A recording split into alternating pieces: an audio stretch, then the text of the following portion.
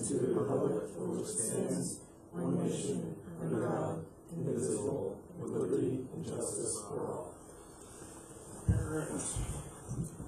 First on the agenda, we have the minutes of November 28th, 2018. Move to recommend. Second. Any corrections or changes?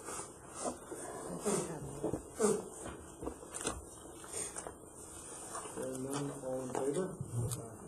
Aye. Aye. Next, we have public comments. Kevin Warville, Karen Road. We all see posts on Facebook of classroom lessons that, we look at and we think, well, that can't be real, right? That's got to be made up, and it's from some other state, so we're not, we don't know. And a while back, I had a constituent reach out to me, and they reached out to me because they wanted anonymity in the matter. And so there's a study guide review sheet for a Constitution test, grade 8, part 1, being used in DCS. Number 4, not too bad, but number 4 is electoral votes. The candidate who wins the general election in the state will win all of that state's electoral votes. And electoral votes is underlined, so that's the definition we're to use, right? We know that is factually inaccurate. Small oversight. As we continue down, we get to number 6. Founding Fathers. Just reading right off the sheet. I have copies for everybody. The fat, old, white, rich men who started the United States were called the Founding Fathers.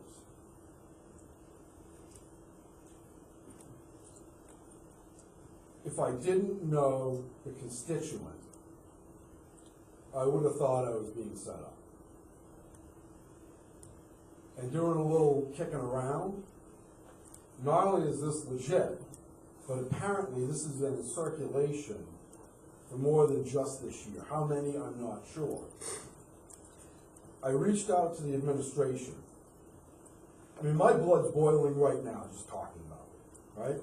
In my personal opinion, this person is in no position to be teaching children about our country and its government. The fat, old, white, rich men who started the United States. First of all, right, that's fat shaming, it's racist, it's classist, and it's completely factually inaccurate for the vast majority of the men and women that founded this country. The person should be fired.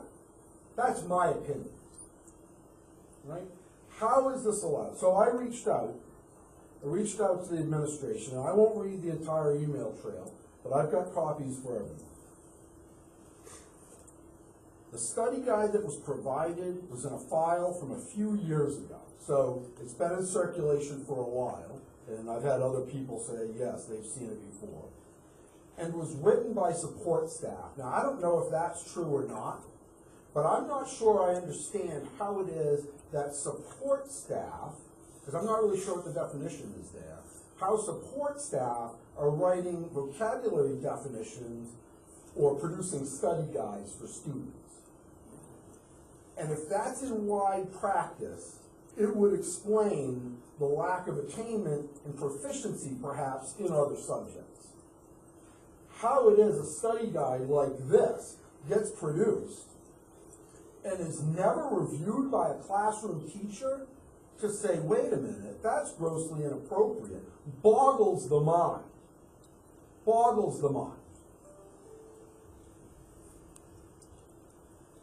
The definition referenced in the study guide from Founding Fathers was taken out of context. That's the further explanation from the administration. So I asked the question, under what context is the fat, old, white, rich men who started the United States were called the Founding Fathers? In what context? on God's green earth could that possibly be appropriate? Not only given our current social sensitivities that we're allegedly imparting into our children, but ever. I didn't get an answer to that. My last reply was December 13th, and I've received nothing further from the administration. Seems to me like it's trying to be swept. It's been in use for years. Parents know about it. It's been reported previously and clearly not dealt with, at least not appropriately. The one thing I said in my first email is the last response I want to get is it's a personnel matter and it's been dealt with, and to have no further transparency, because that leads people to think it was swept.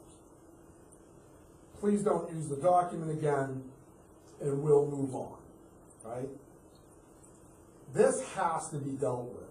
How that gets circulated to middle school children, junior high children, right? These kids are young and impressionable. I have 2 kids in the school. I think you all have children in the school, right?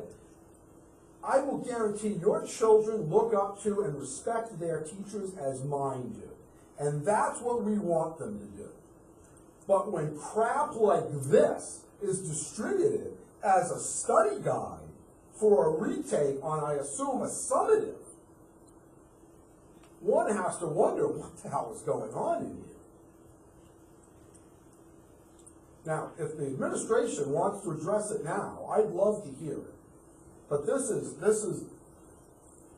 just blows my mind that this is going on. I mean, how many others, right? How many others like this are drifting around? How often is this type of language, this type of sentiment, this type of garbage being fed to our children? We don't know, do we? We don't know. I hope this is dealt with appropriately and seriously. This is really just way beyond the pale. The only other thing I wondered, the last time I came to this school board meeting, it was to make notice Mr. that... Vogel, we do ask that comments keep to a 3 to 5 minute range. Yeah, just wrap up. if you'd be nice enough to grant me another second. Sure. We're underfunding music, right? We have these extensive money-raising programs, fundraising programs for the music department. And I suggested that perhaps money gets shifted around now. I know the line's been proposed for an increase next year. So move money around this year to fully fund that department so we can take care of the investment that we've made in instruments in that program. I don't know if that order or instruction was given. I never heard anything back. I certainly hope it was. And if not, then I would respectfully request that be done. There's more than enough money to fully fund that department. This is the email trail. This is the copy of what was distributed to children of Deerfield. I hope I never see another thing like that come out of a public school in New Hampshire. Any other public comments? All right. Agenda review. Any changes? Anything anybody wants to move around? We need to go into non-public session under small letter C, and we have 1 consent item to be dealt with after non-public. Anything else? Board members want to change anything? Southern New Hampshire Planning Commission. Hi. Hi. Welcome to Deerfield. Thank you. You folks have, I think, I've shared the information about the CIP plan with everybody on the board. I'm Jim Dealey, by the way. If you guys want to come up and introduce yourselves, pull the chair up, and we can have a discussion around what you're going to be doing for the town for the CIP plan. Sure.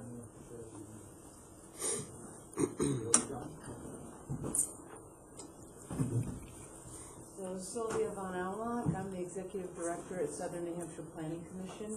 And I'm Cam Coleman. I'm an associate planner with the Planning Commission. As Jim has mentioned, we're working with the town, and we hope to work with you all on updating the town's capital improvement program. This is, I'm not sure if this group, just sort of a informal poll, if anyone's had a chance to work with the capital improvement program in the past.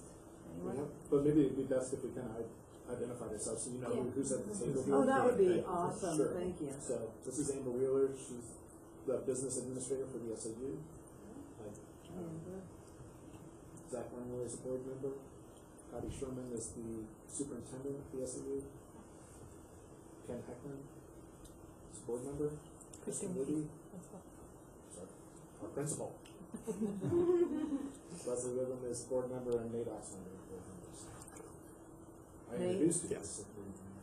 Hi, wonderful. So we have a pretty strong group here. So I understand, I think from Jim, right, that this team is really motivated to get the capital improvement program underway.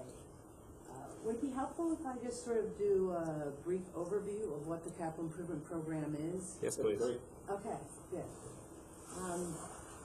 So first and foremost, the capital improvement program is a tool for the town, whether that's the school board, budget committee over on the town office side, and even the residents, people who are going to vote on in March or whenever, probably in March, mid-March, on any given project.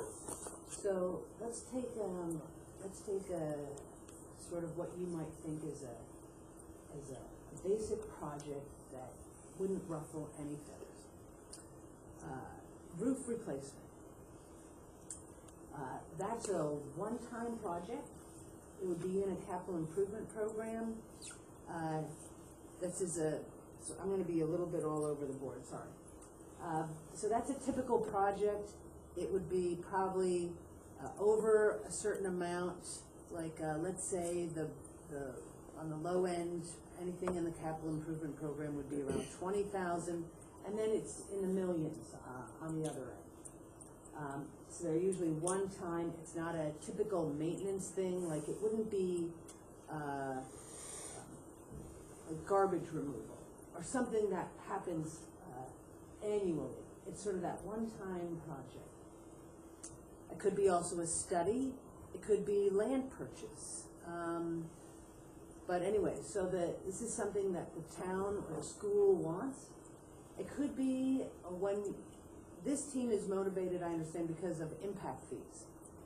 And you need a capital improvement program so that if you're collecting impact fees because of projects due to growth, you want to be able to say, let's say you wanted for the school, for the sake of the school, in addition to the building, because of growth, you have more students, you have whatever, right? So you'd want additional classrooms, so you'd need to add a 1 million, let's make numbers easy, a $1 million addition due to growth. You could create and update your impact fees and collect from developers who are building residential units. You could collect from them a certain set amount of money based on a whole methodology study. I'm getting a little bit off now, but anyway, those impact fees that I understand you already have set up, you could collect on those if you have a capital improvement program that states your needs, where the money is going, all that sort of thing. So some basics with the capital improvement program. It's typically a 6-year program, so it would be like 2019 to 2025. That sets up the next 6 years, and it shouldn't be just all the next year. It should really be spread out over those 6 years. And again, I mentioned in the beginning, it's a tool. It's so that you as a board, the town's selectmen, they can really figure out finances for different needs, whether again that's like a roof replacement, HVAC system replacement, an addition. It could be Parks and Rec need to add a ball field. It could be, for example, we met with the town police and fire department may want a brand new emergency service building. It could be equipment like snow plow for public works, a fire truck, the lot for the library, oh golly, a new building. I mean, just so, do you get the idea of where I'm going? Right. So that's the capital project or study. It might be that, let's say you wanted for the school an addition. It could fund a study that proves out you need an addition. So, I know we briefly talked about some of the things that we have going on here. Would it be useful for us to kind of give you an update on where we are currently? Because you guys are going to draft the CIP for the town, right? Right, and what Jim sent us was a list of projects. You have one for Jim? Yes, I do. We have just one copy. We also have our worksheets, and why don't we hand those around? We can hand those around right now as well. Would it be okay if or you go ahead, you first. No, I mean, it just, so we currently have a space needs group, space needs subcommittee that's chaired by Ken Heckman and Leslie are on it, and they have been looking at some of the challenges that we've been up against for a number of years. When the building was built, it was designed for 500 kids, or 400 or 500 kids in 1992. And educational needs have changed a lot. And so one of the big questions that I had in terms of the capital improvement plan, where we have space needs, definitely, and our population is growing slowly, but growing, educational requirements have changed. Can that be considered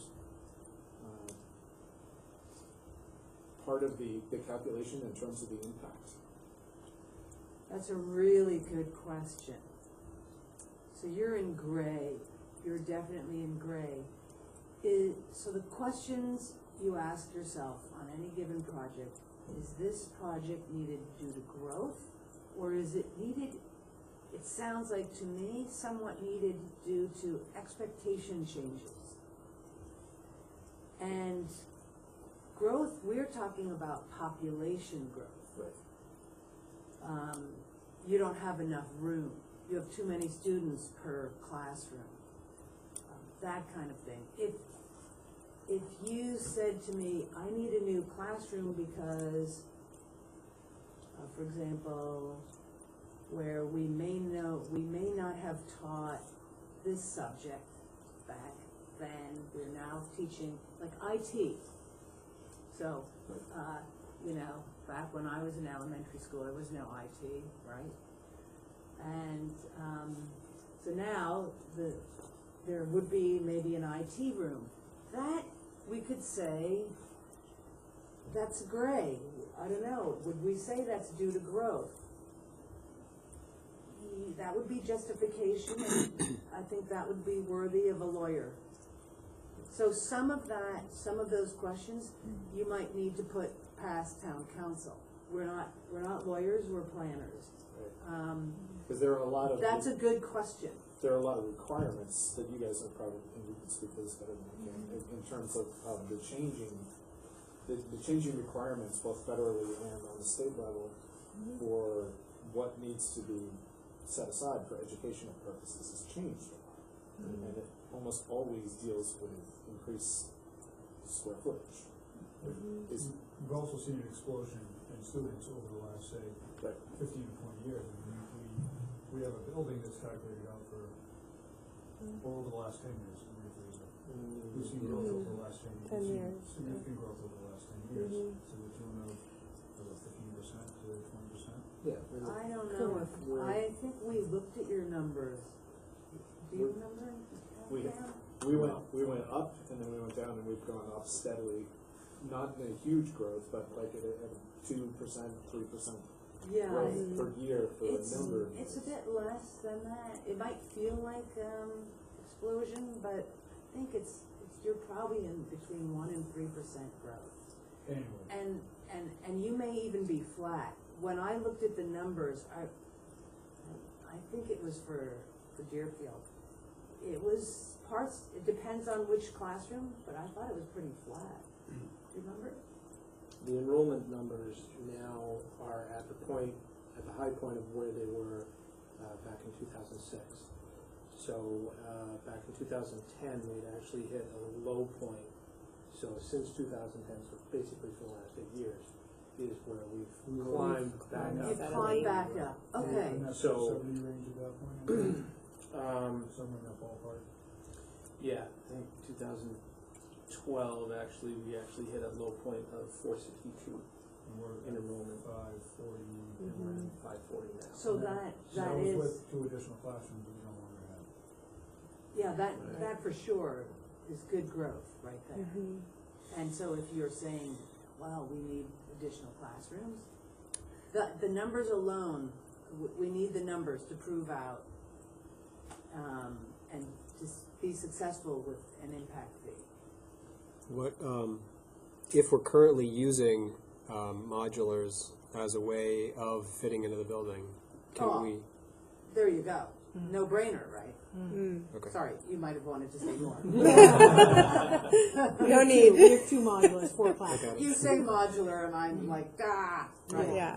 Yeah, that for sure screams growth and need. Okay. Absolutely. And you're talking about this in the context of just being able to use To generate. impact fee funds Yes, to finance. yes. If we were still in the gray and town council decided that it was too much of a legal issue, then we wouldn't be able to use those funds. We'd have to find another source of financing. Right, and I can assure you that typically impact fees do not cover 100%, might not even cover 50%. Does it help? Yes. I don't know what it would cover for you folks.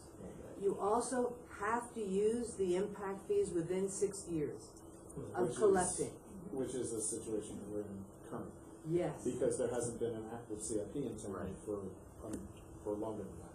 So you may want to consider a process of returning the funds. Or when are you guys going to be done? Well, we just started. We're hoping to actually make this a relatively time efficient process, and we're aiming for end of March. Now, it wouldn't be in time for a 2019 vote, but that doesn't, we talked about, Does the CIP have to be voted on, accepted by the town prior to it being in place, or can the board of selectmen vote it in? so the process is generally this. We'll get the projects from your group, we get the projects from the town. We put that into the report, into a spreadsheet, and Cam just passed out this very nice worksheet. For each of your projects, you'll need to submit a worksheet, and it has to have all this information, and we can go over that in a minute. Anyway, so you submit to us your projects with all this information. We create a spreadsheet. We will end up creating a draft report. We'll go back to you, back to the town, make sure we have everything you want in that. Then we'll make any revisions. And then we go back with the full CIP to the planning board. It's the planning board's responsibility to put this together. Then what they do is they approve of what we have, and they send it to the Board of Selectmen for adoption. Once that's adopted by the town, then the town, then you have a CIP. Okay, then that's good. Now let's say for this year, And for past years, so you haven't had an updated CIP. So a project, let's go back to our original roof, that project would just go on the town warrant as a yes or no, and it would have probably had an item underneath it that says the Board of Selectmen support this project. So in the case of when you have a CIP in place, you'd have maybe the budget committee weighing in, Board of Selectmen weighing in, you might have this group weighing in. It would have more weight to it. It's in an approved CIP. It would still go on the warrant, but now you could go back to, as in the 2019-2025 CIP, it would have that full, sort of more organized review, okay, and acceptance. It's on the to-do list. Does you referenced the MDC, does the municipal budget committee weigh in on this process as No. it's just school board? It will be a and tool. selectmen? So really the ones that approve it are planning board and board of selectmen. Okay. You can decide to endorse it. That might be something that would be good for the board. So that would be great if this was endorsed and we could say, yes, we met with the, school board, they've endorsed it, they've, submitted, projects and studies for the next 6 years, here's the list, here's their worksheets, here's the spreadsheet, blah, blah, blah, right? Okay. So if we have that in front of the planning board, what I don't want is, I don't wanna go in front of the planning board and say, didn't hear from the school. That would be worst case scenario, but we're here, so we know that's not gonna happen. So the more coordination we have, the more feedback I get from you folks, the better informed the capital improvement program is. So since it's owned by the planning board, eventually the document is owned by the planning board and approved by the selectmen. Is it at the discretion of the planning board to say, yes, include this from the school, or no, don't include this from the school? Or are they going to take our suggestions and the stuff that we've worked on and include everything? They should include it. They may decide to, let's take a look at our worksheet for a second, and that question and answer will come up as we're reviewing this worksheet. So you'll see department prepared by project name. Project description is an attachment, or the back of this page. You'll see number 4, evaluation criteria.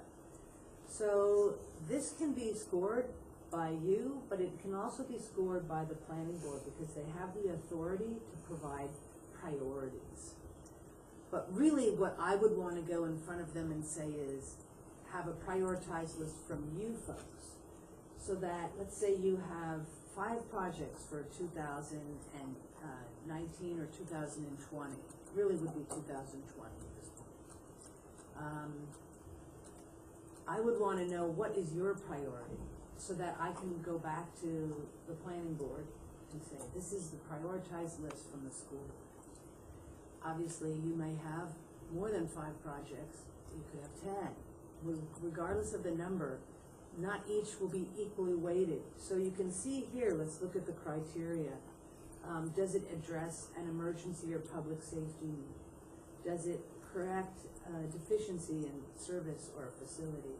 And so you talked about your modules. This would be, a B would be probably a 5 on this one. Results in long-term cost savings. That could also be scored well. Because maybe it's more efficient to have one instead of multiple modules, right? Furthers the goal of the master plan, legally required, matching funds available for a limited time. So if you got a grant from the state or whatever, that would be also important. You'll see number 5 is this project due to growth. That's a real important. Yes. The master plan, is that referring to the town master plan or our strategic plan? That's a great question. We have it worded that it's the town master plan. Does that exist currently? There may be, it's also needing updating. Right, okay. You were gonna say? No, it does exist, you know, it still is a town's master plan. There's But supposed to it's be a 10-year, right, 10-year term for a master Yeah, plan? and I think they're over, right? Yeah, they are, Yeah. but it's still, you know, they still use it as a vision document. They Right. recognize that that needs to be updated, but they recognize this needed updated, and they put this as the higher priority. Okay. Great, thank Because we may be here next year and talk to you about the master plan. Right. The question though, is this about the master plan? What you can do in the project description is if you have, let's say, a facilities plan, and that calls, that has recommendations in it for, you know, taking out the modulars and putting in an addition, then I would certainly refer to that. Some of the other things here you'll see estimated costs, whether that's including planning and design. You wouldn't need land in this case, I'm guessing, but construction and equipment, other costs. And then other annual costs, and these would be maintenance and operation, personnel if that's needed, but if it's just replacing modules, it may not be additional. Source of funds, you can see multiple choices, and you would select all that apply. Is this project supported by a department, subcommittee, or board? So here's where school board is important, and so would be your building committee. Detailed description and purpose of the project. You notice here the list, the bullet points. Gross cost of at least $20,000. So we recently met with the town administrator and the town staff, and this there's typically a limit on projects in a capital improvement program. Some communities it's as low as $5,000, and some communities it's as high as probably $50,000, depending on the size of the community. So Deerfield is a rural community. They're choosing to go with $20,000, which means that if it's less than that, it really wouldn't make sense to put it in this. It would just be a separate warrant, and it's the idea is it's too small to put in the capital improvement program. A useful life of at least 3 years. The idea again here is this should be a one-time project, not needing to be replaced every 3 years. Is non-reoccurring annual budget. And then, right, valuation, okay. So that makes sense. So in terms of you know, we're well down the path of looking at our data, and Ken and Leslie have good data in terms of just kind of where our growth is, and also weighing things out in terms of space needs within the existing structure. And we've been talking as a board about this for years. So we're excited to go fill out the forms for you guys. Is there anything that the board has questions about in regards to? Is there a due date? Yes, Yes. thank you. Yes. You're welcome. Yesterday. What did we say? I think we told the town staff that we want to have a draft list by the end of January, which means we need this back from you, I'd say by the 3rd week in January. We get a big assignment for you folks. But we're happy to meet with anyone if you want us to help in that. We have a budget to assist in any way we can. We've certainly provided Jim with soft copies of, I believe, the existing capital improvement program. This sheet, I think I sent you the list of potential projects the town's already working on. Yeah, that got shared with you guys. So you have all that. If you have, if you need us to help facilitate another discussion, we're happy to do any of it. You think it'd be useful to have them come to this list?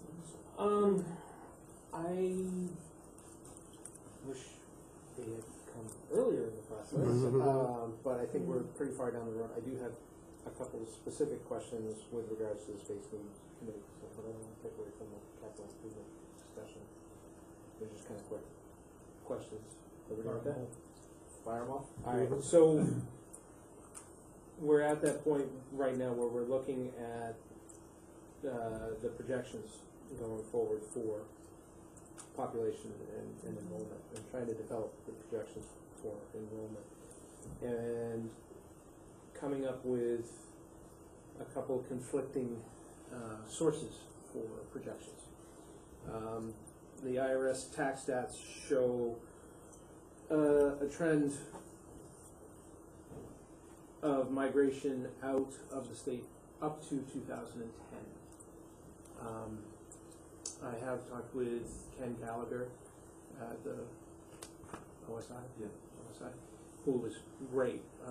Obviously, we like it at the town level. He was only, it's like, I don't have the town up to 2017, but that migration out trend, do you see that reversing? Do you have any source or any expectation of if that's changed since 2007? I don't know. What are your thoughts, Pam? I don't feel comfortable speaking it off the top of my head. I think I could get back to pretty quickly. Okay. Yeah, I don't know off the top of my head. This is But that's something that we can check back. Yeah. we all have that crystal ball. We might look in, look at the data, and you know, we all might come up with a different conclusion. I think one, it depends on what data source you're looking at. U.S. Census, state data, the building permit data. I would go with stuff that's concrete. You can get building permit, housing data right from building department, and probably even now from OSI. Yeah, we have that. So I would utilize that actual resource and look at that trend. Nothing is, so we also act as the town planner for the town of Deerfield. And so in the year that I've been working with the town, is it 2 years? Two. I can't say that there's any dramatic building going on. It's slow but steady wins the race. And I'm guessing that it's in the range, depending on how quickly things go through the planning board. We're talking about 20 maybe new lots at most a year, at most. So do you get 20 new units, homes, a year? I don't know. It's not an amazing amount. Are people repurposing their homes to like doing conversions or having accessory dwelling units? That might be a different way to add more families into Deerfield. I don't believe that's happening. So I don't see an amazing amount of growth happening. And if I'm looking in the crystal ball, I would just be looking at those building permits for new homes. Is it, I was just pulling something up here because I was listening to a piece about census data and showing that the demographics are slightly changing, that the population isn't changing overall, but the demographics of who's coming and who's leaving is changing. Could be. And that there's a younger population coming to Deerfield, or not to Deerfield, but to New Hampshire recently, which would imply that there might be more children. Well, what's interesting is, on top of that, the National Center of Education Statistics is projecting a 14% decline in enrollment between 2014 and 2026. 2026, sorry. So that's where I'm going. In the state or nationally? Nationally or in the state? In New Hampshire. In the state. I did just hear about, I forget the community, but They had done an extensive research on the number of children per household. I don't know if that was Hooksett or Goffstown. It was within our region. And it wasn't even one child per household. It was something like 0.14. So you know, we know the senior population is growing in New Hampshire. We know that. Up until recently, we would have told you that the younger population is leaving the state. Where there is some growth, I think, is that people, even though they may be leaving the state after they graduate, we know they come back to have their family. And Deerfield is one of those communities where people would want to come back and have their family.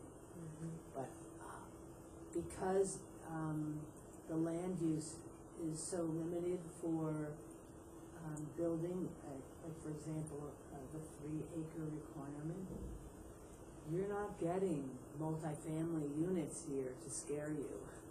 You're just getting one house every now and then. We still have 2 modulars. Right.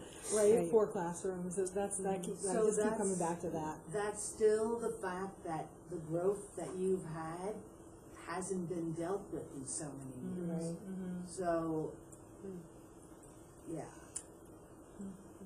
It seems like there's a case there, but it's also something we can look into to find, or try to come up with some sort of accurate projections. You know, it may not be. Seems like there's a State. ton of conflicting Right. information, But basically, that- that it's all kind of gray. But that still doesn't negate the need for CIP, negate the need for the basis of kind of improvement Right. and how we use the impact fee money and all that stuff. Yeah, and it's, I mean, we we have know a we're in hundred, modulars, we know right, there's we have $190,000 worth of seasoning funds that, you know, we need a CIP in place for, so that we can start to consume that $190K worth of funds. So, I mean, ultimately, regardless of the trends and all that stuff, we'll still need to consume that impact fee money, we still need a CIP in place. So we need to do our legwork. Which we will. So, who gets to do this? I guess we collectively do this, because we basically had one meeting after this meeting before you were asking for it. I mean, I think we need to, I know the meeting on the 17th, right? We're not meeting on the 17th? January?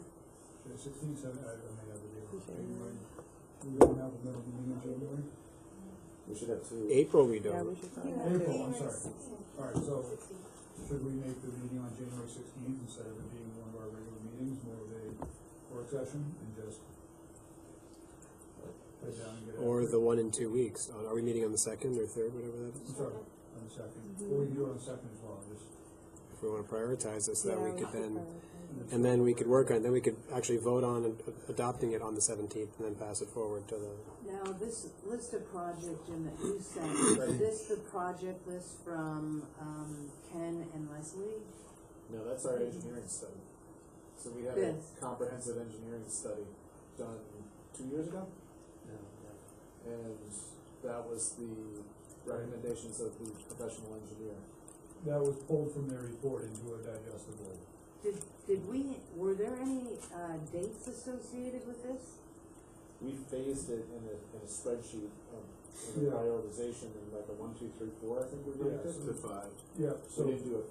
basically, and I believe there might be a couple columns that you don't have printed there. Now, we have the priorities listed. You do, so we just took their analysis and basically dropped it onto just an Excel sheet, so we could manipulate it and move stuff around as we needed to. But they had, we used their priorities and basically it's, 0 to, I think it was 0 to 2, to 2 to 5, 5 to 10. The exact ranges are, I'd have to go back and reference the sheet, but I think that's gonna be the basis for where we draw a lot of this from. Sure, because it's a lengthy list. Yeah. And some of it is Maybe kind of just- CIP stuff and some of it's things. Right. Yeah, I mean, there are items here, $300, so. Yeah, no, and, Right. and a lot of that stuff will get trimmed, but I think that's gonna be our primary working document in completing those for you. And it may be that you wanna combine some of these, to be one larger project. That's, I've seen that a lot. Right. Where you talk about bonding or something of the sort. Yeah. I mean, you have like, just as an example, replace air handler, specialist area, 1 through 5 years, replace an air handler with HW coil gym, provide exhaust hood, to dishwasher, so this might be a whole HVAC system improvements. And then you just have these different items in a scope of work. Yeah. And we had a warrant article, we had 2 warrant articles last year, each for $75,000, one funded up, budget surplus and one funded raised by taxation, to put it into the trust fund to specifically start dealing with this. Nice. And I think Mike is talking about all that fun stuff. Mike's in charge of our building maintenance. So I didn't know you were back there. So everybody's here tonight. So we're actively chomping away at this. Yes, and it could be that you decide, finding the word, that you decide to create sort of a savings account that every year you put in $50,000, $100,000 to do something bigger later on. Yeah. So that's another possible thing to do. We've seen that, and that's really successful, so that you don't blast the community with $900,000 at once. Who's going to vote on it, right? But if you can make it more palatable and say, I can't think of the name of that, a reserve fund. It's a capital reserve fund. Which, what we're currently doing is receiving that capital reserve fund, and we're working through projects off that list. Yes. Based on priority and needs. We greenlighted a bunch of them earlier this year. Exactly. To get started, and I think our intentions are to try to receive again. Yeah, we're trying to maintain a budget balance Yes. and ask the town every year for a set amount of money, just like you were saying. That's usually really palatable for people, and that's a great way to go. So if we'd be happy to have you guys come, and one or both of you come to our January meeting and help us work through the projects. When is that exactly? January, did I see? The second and the 16th.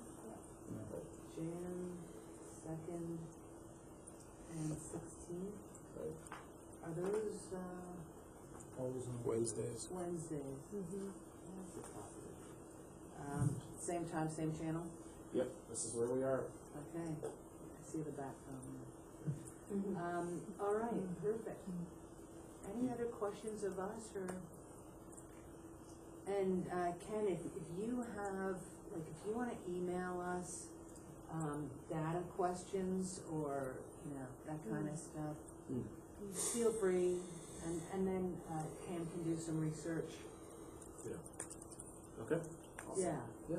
Yeah, do you have a card, please? I don't, but, I'm guessing you might have our email through. I passed the email around, so we'll make sure that Ken gets the information. All right, Yeah. good, so you know where we live most of the time. So our job is to come on the 2nd with this form, and maybe we can talk a little bit about how we would want to approach, like, each, because we could probably all show up with the same projects. Right. We can't meet without an official meeting between now and then, so. A couple people could sit down and start the work, right? Take care of people. If we deem that group. Isn't that what you want to do on your holiday vacation? Yeah. CIP plan. And that plus police station plus budget committee? Yeah, Let's put so one you- more on. All right, so Zach's not going to do it. That's everywhere. That's 3 nights a week until after everything else. But, I mean, yeah. I'd be happy to help out. Okay. I'll do some. You guys are already doing space needs. Do you want to do this as well, or I'm happy to sit and have a couple of beers with you? We come up with good plans that way. I bet you do. Well, none of you described it that way. Can't do that. You might want in. All right, good. Thank you. Good meeting, everyone. Thank you very much. Yes, thank you. Thank you. Kristen has an update too. On Okay. the jobs that have been completed and what's scheduled out Do you want to do that now, or do you want to do that in principal's report, or will you? Whatever you want. We're kind of talking about it That's now. what I was thinking. Yeah. On that Related to after the a- topic. Yeah, we can Yeah. make sure. Come on down.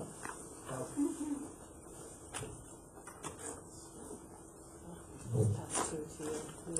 You'll be all right. Oh, this will go around with you. What are you on? No, just. Thank you.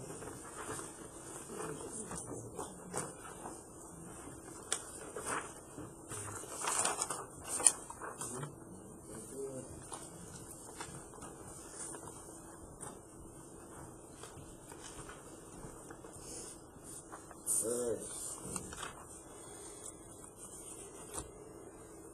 So we got two different, there's the request. Yeah, one is things that are completed or ready to move on or ready to get scheduled, and then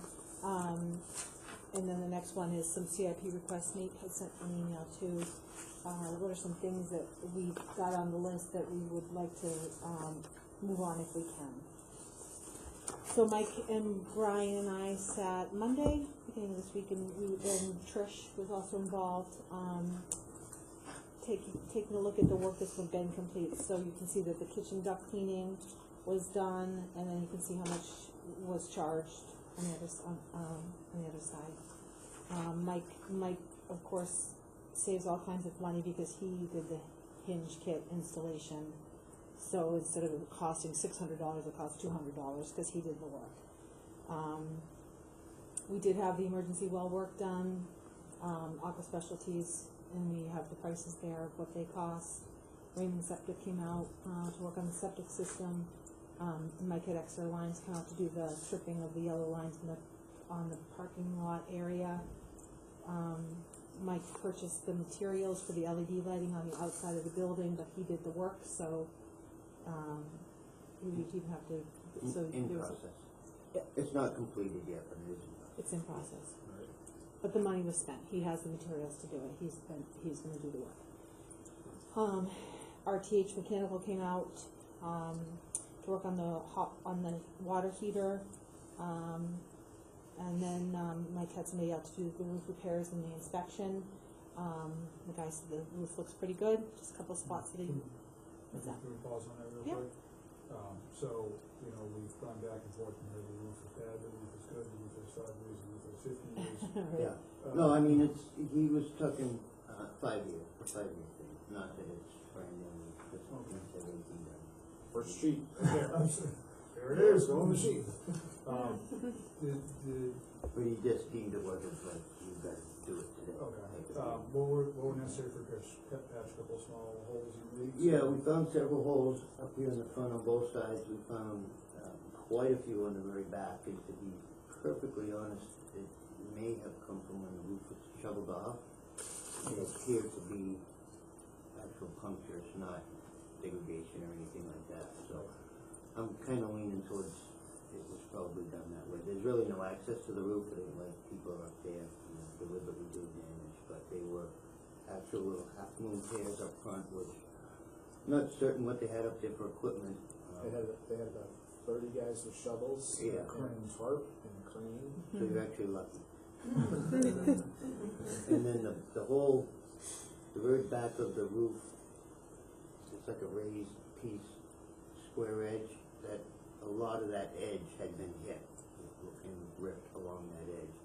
The repair he did presently was just a 100% Band-Aid because of the weather and the time constraints. Right. So that will have to be addressed again with an actual patch put on it. And when we talk about 5-year expected additional 5 years, are we talking everything, just the flat roofs, the pitched roof, are we talking? He was basically looking at the gravel portion of flat roof. Okay. The pitched roof so far seems, It doesn't appear to be any issues whatsoever. so do we have an estimate on the lifespan for the pitched roof? I do not have.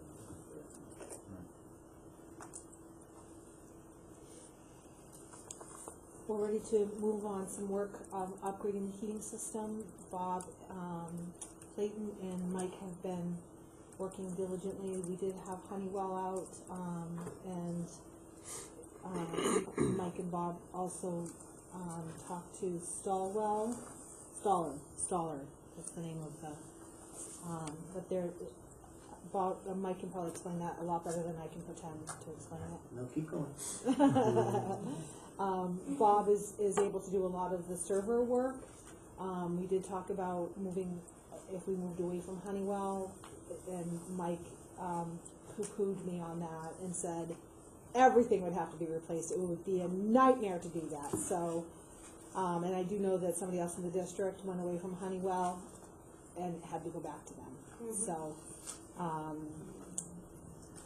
Honeywell was suggesting the work that needed to be done to upgrade the server and all of the work that needed to be done was about $13,000, but between Bob and Mike doing some of the work and Bob able to find a better deal for the server, they think they can get it down to about $10,000.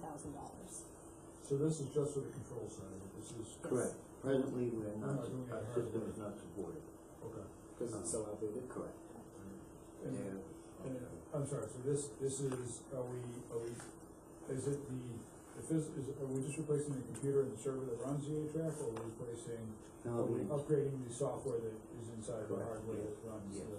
all the intelligence within that. Okay. Is there, potential for, in that upgrade, for us to get like, and we may already have them with the existing system, but like outside resets, so that we can run the boilers at lower temps and we don't need to draw as much water? heat out of Absolutely, them? yep, And are we looking at absolutely. including and adding all that stuff? That would be in the programming. Okay. All the mechanics already exist for that, Okay. with the possible exception, well, no, there are CO meters as well. It would be metering equipment, not physical equipment, like a sniffer or something that would, Yeah, like I know Play with the in air. some circumstances, if it's ambient outside is only 50 or 60 degrees, you don't need to put 180 or 200 degrees Correct. of water through the lines absolutely. to generate the heat in the building.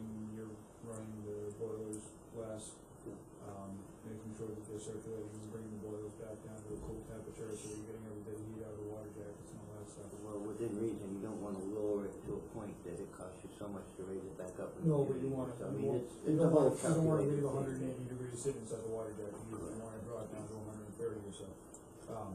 So that's all part of this upgrade, and hopefully we'll see some efficiencies out of it as well. Yeah, I mean, like I said, the actual mechanics are all there to do all of this, and it would be in the server and the ability for it to tell those mechanics what to do and when to do it. Okay. Is my understanding. I mean, So you're ready to go on that? we are ready to go on that, yes. You want us to green light it? And just, if I can just add one more thing, with Bob's research and his talent, he was able to satisfy every one of Honeywell's needs for a lot less money, as well as give us more than we need, so we'd have extra server room, and hopes to maybe put the, I believe he said the, like the camera system or the alarm system on that, so it would be more of a standalone system for less money and it's, you know, rather than going to a, don't quote me, but I think they expect us 32-bit, if that makes sense to anybody. Yep. And we were able to go with, I believe he said 64-bit, which, and we have the computer components already in-house, so we don't have to purchase like a new computer to run it with or any of that sort of thing, so. But you do need a new server. We need the new server and we need Honeywell's input into that server to, So they have some proprietary something. Yes. oh yeah, So no, they own it, Sure. yeah, once it's Honeywell, it's forever. And no other options on switching away from Honeywell to controls by something I else? haven't personally looked into any hard numbers on that, but I've never seen that it would balance in the life expectancy of the building. I don't think you'd ever get it back. I don't know what they paid for the original system, but I'm sure it wasn't cheap.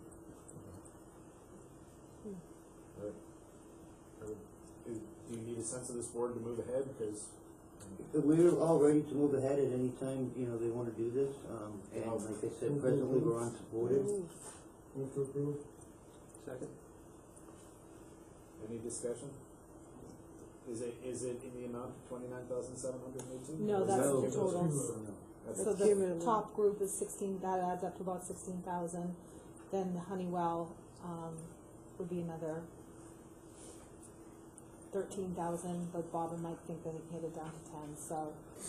Do we, since we're in the $10,000 range, do we need to go out to bid on this? Well, I think you're buying a bunch of small components. Yeah, we're basically spec'd out. So it's not one purchase, it's numerous purchases together is $10,000. Yeah, Bob had done a detailed list and I apologize, I don't have that. Is this what you're looking for? I think he gave you that copy. Yeah, I would. Yeah, If Amber says As yes. long as it's not one item, we would be okay. Okay. It's not just one item? It's a bunch of components. it's components to, I mean, To put together. it's the server, it's, I would say this, Well- so I move to approve after Amber reviews the, picture. Who did the second on that one? You okay with that amendment? Second. Any other discussion? Alright, all in favor? Aye. So, you got your money for that. Stairwell treads. that was on that recommendation from the original one. So I bid it out, priced it out actually, it hasn't been gone out to bid, that was just a price to bring back to the board. Okay. That, Yeah, that is one thing, so we'll have to go out to bid. correct. The treads. But Yes. we are eagerly So I move to, in favor of ask the business administrator, and I apologize. I think that was on the other request that you approved. the stair treads. Yeah, but it needs to go to, Oh. it needs to go to bid, so I just move the request the business administrator, produce and issue the bid for that. Second. Any discussion? Yeah, will that impact, I assume it will, the equations on all of the stairs, risers? I didn't include that because I was told that was something done special by someone, I mean, I don't. But they'll be gone if we replace them. Oh, correct, yes, they will be gone, they would have to be replaced if you wanted them there. I kinda like having them there. I like 'em there. I enjoy them myself, actually, it's the first time I'd ever seen them, and I think it's a pretty good idea, Yeah. personally. Yeah. So I think we just need to, that's a separate, obviously, item, but I think after the treasury replaced, we just need to, Okay. redo it, cause I think it's a great thing. Yeah, no, I Correct environment for it. So wherever those that come, get a new set. It was done locally, wasn't it? I think they were, Oh, I think they're vinyl prints, yeah, right? Yeah, that was my understanding. So apologize to them for undoing their work and then ask them how much they were. You can put new ones. Alright, so we've had a motion and a second. All in favor of going to bid on new treads? All right. Aye.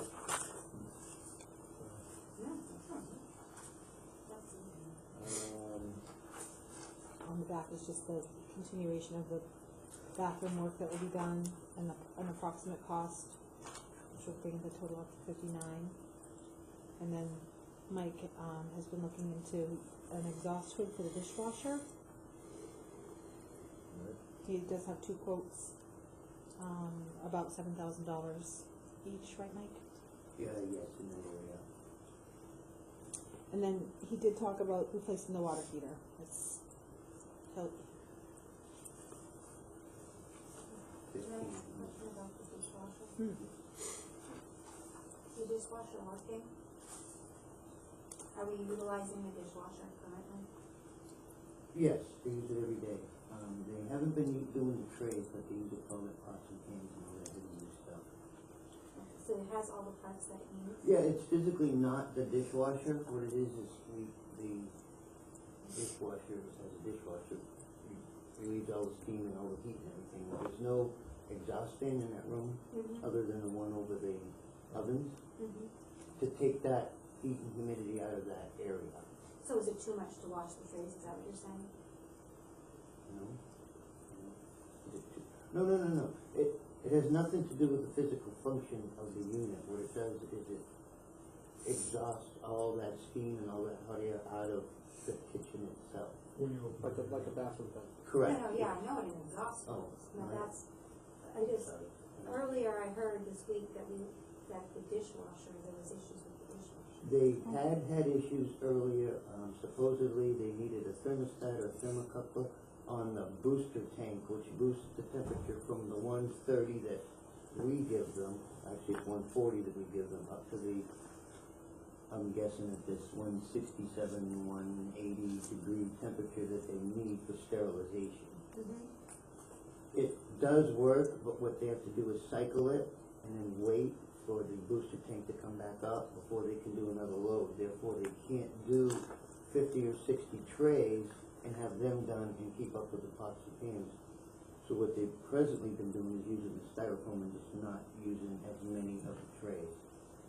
So, but is it fixable so that we get back to you now? Oh, absolutely, yes. So what are we waiting, do you know what we're waiting for? As far as I know, and it's not, this one's not on me. It's No, on I don't think it is, I the just, director. yep, so are we waiting for a part? That's my Or that- understanding. I really not We have a service that is taking care of that then? Correct, yes, she has a Subcontractor. service that can take care of that, and that's my understanding. Okay, so it's a I part. don't know if that's good if you want me to. No, I can. So we have a couple of items on this list. So as far as urinals and toilets go, is this is with you doing the work? Or is this, For the most part, but, I think that probably will have to be revisited depending on time frame. so let me, I guess to add to that kind of line of questions. On that, so we're talking the 1, 2, 3, 4 public restrooms we have, correct? For like, correct term, you got what, 2 up here, 2 on this side, Gang bathrooms or staff bathrooms? gang bathrooms. Okay. So it's what, 2 over there, Two, 2, and then downstairs we downstairs. have 2 and 2 again. Yes. So, granted, there's a time thing there, but is it feasible, or does it make sense to, if you're gonna take all the fixtures out of them, and this may be something that we decide to tackle summertime, or we do one gang at a, one room at a time, but should we, when the fixtures come out, pull the dividers down, and whitewash them basically, for lack of a better term, when there's nothing in them, because clearly that's the time to do it. Replace the fixtures, reinstall or replace the dividers, and then drop into sinks and counters. And basically, if you're gonna go to the extent of half cutting the bathroom, should we carry it all the way through and just give them the facelift that they are I probably? don't disagree with you on that. 2 of them on this side And had been upgraded at one point, and they're not too bad a shape. those are probably the last ones I would wanna Yeah, tackle, but it I has also the want pouring them all. countertops for the sinks. Yeah. Imitation pouring. Yeah, but I also want them all to kind of be the same. as them. Absolutely. So, I guess in my mind, and it's just my opinion, I would almost wanna hold this one and plan for a summer project. And so that when school's out, we can do them all, and I would probably just seek numbers to contract out, to just have it. Absolutely, at that point you would be. Strip them, gut them, redo the fixtures. My opinion is let's replace the dividers, cause they're all aging and they're showing their wear, they're showing their tear, they're getting their dented, they're graffiti or whatever. So, I kind of am thinking the correct approach there is let's just do a full, maybe we get some ballpark numbers, We and then we can look definitely. at doing maybe the first floor 1 year and the second floor, the first floor. But I guess that's my, We're working with funds that we've asked the town last year, so it'd have to be encumbered by the end of the. well, no, they're in that fund. They're in that fund. They're in that fund, we don't have to spend the entire 150 this year, we can say we've spent 85 because we're gonna spend 50 redoing all the bathrooms. The question is that, what do we turn around and ask for again this year, because we're gonna talk about warrant articles a little bit later. I hate to put $10,000 into fixtures when we can put, a little bit more in just the opportunity to repaint the bathrooms and really fix them is when the fixtures are out of the bathrooms. So that's when we should do that. So if we're gonna pull the fixtures out, let's pull them out, let's pull the dividers, let's go back to the block. paint them white, new dividers, drop new fixtures in, I don't know what the condition of the floors, but that's also the opportunity when the fixtures are off and the dividers are out, to stay with a gizmo and grind the floors down as best as you can get them, and to actually have an opportunity to, you know, get behind and underneath. I have no problem with doing a better job. So I'm not opposed. I would want to look at the engineering study and see where that kind of, was that included in the engineering? Yeah, some of those were. Okay. I think to a certain extent. I just want to kind of, we paid for that, we should kind of follow. And all we're doing is we're just kind of, you know, we're there, we're doing it. So I mean, I guess my request would be that my motion would be that we ask Mike to get us some estimates on redoing retaining bathrooms in their entirety. Okay. So anybody opposed to that? Need a second, I guess, or do you want? I mean, you're just asking for prices. Right. Okay, so. Is there something that would then, if you're not thinking that that's a high priority, is there something else on that list that would jump up in priority to use this money for this year and then save that for the summer when we've got a new fund to work with? I think what may be still in the same theme, but maybe easier pickings and still kind of make a vast improvement is to start looking at the individual classroom laboratories. Because you can take one of those offline pretty easily. Yeah, absolutely. And you can, I mean, over the course of a day, or, you know, before school, after school, but you can take it offline for a day or two. And those are on the list also. Those are on the list, so I would almost consider advancing those up, because it's much easier to take one fixture, being the toilet and the sink, offline, empty that, and that's probably an easier project. It's a lot easier, it's a lot cheaper, and I have, especially in the younger classrooms, had some issues with some of those, and I'm not really certain what the problem is. I almost want to guess, and it's just a guess on my part, that at some point somebody thought they could make a lot of these fixtures low flow, and you can't. You're not designed around it. So I have, on a daily basis, clogs. Some of them are intentional, some of them aren't. Some of them are just little kids that don't know how to use the proper amount of toilet paper. Yeah. So I think that's part of, a lot of the problem is that they're not the correct toilet for the situation we have.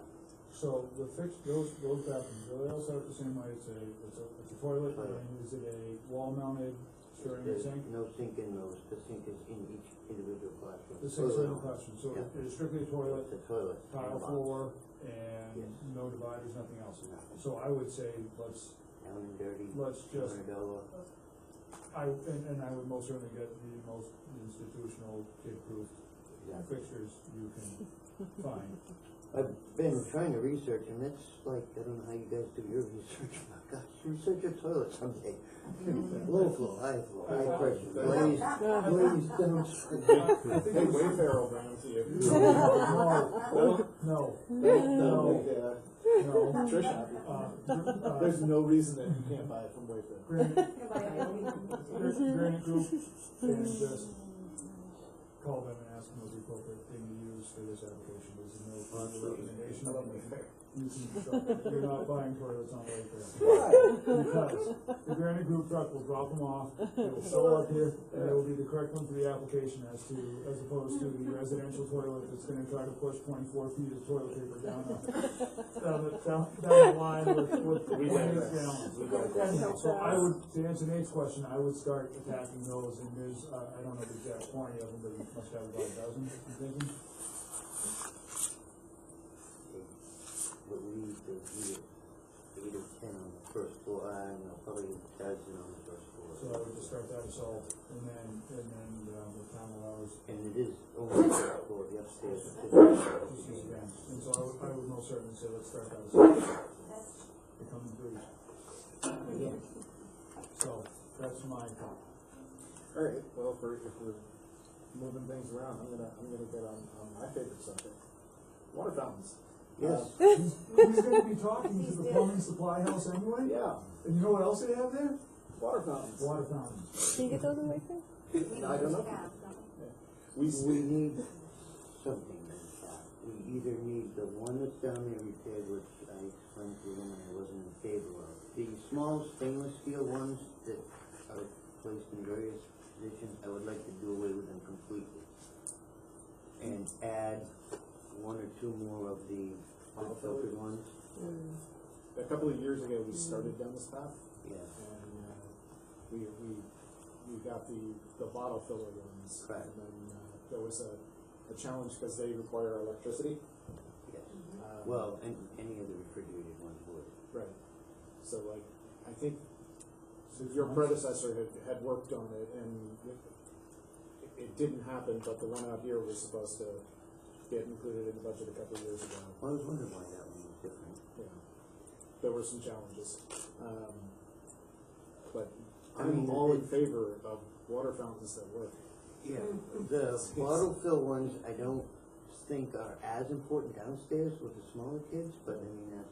Up here, you have the middle schoolers with, Oh, the middle schoolers, yeah, I mean, the little kids just do it with their fingers. yeah, They'll put the. they're going to, but I would love to see all of our water fountains functional. But you're not saying replace every stainless steel one with a functional water fountain, I hope. I would like to see them all functional.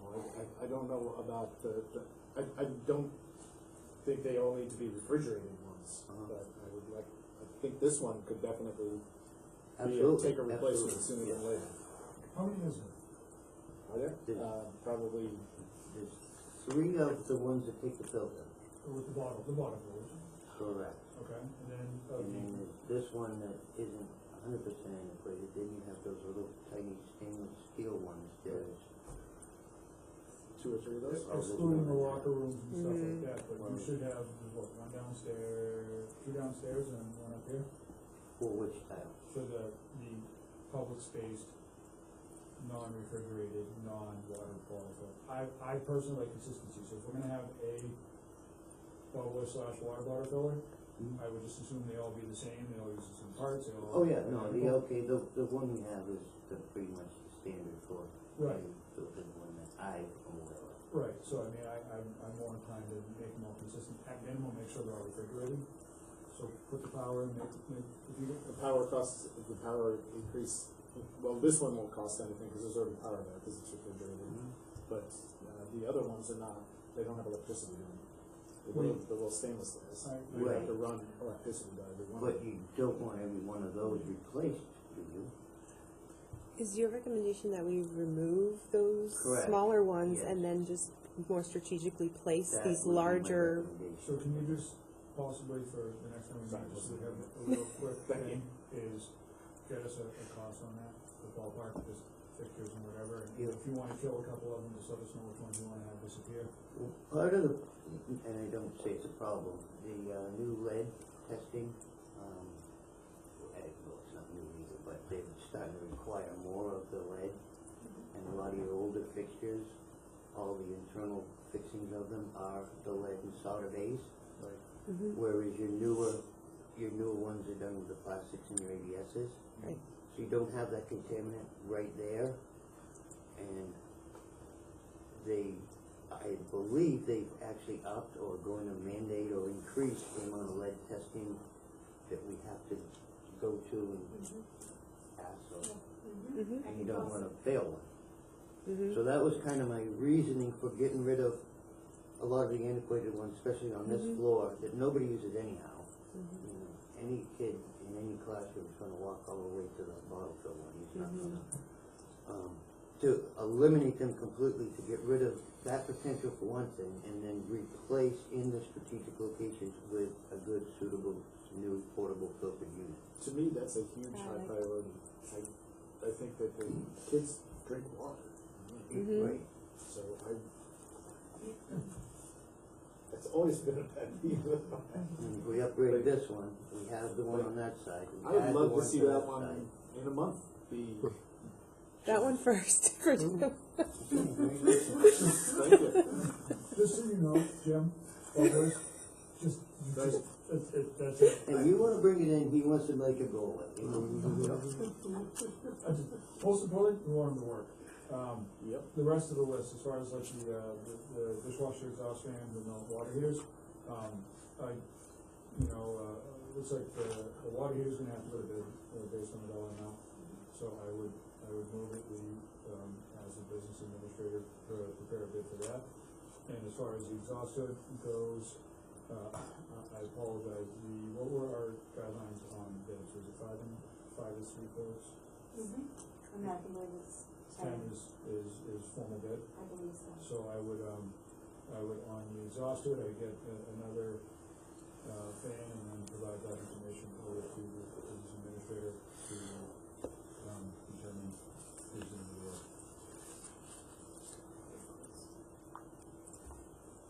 I guess that's a motion.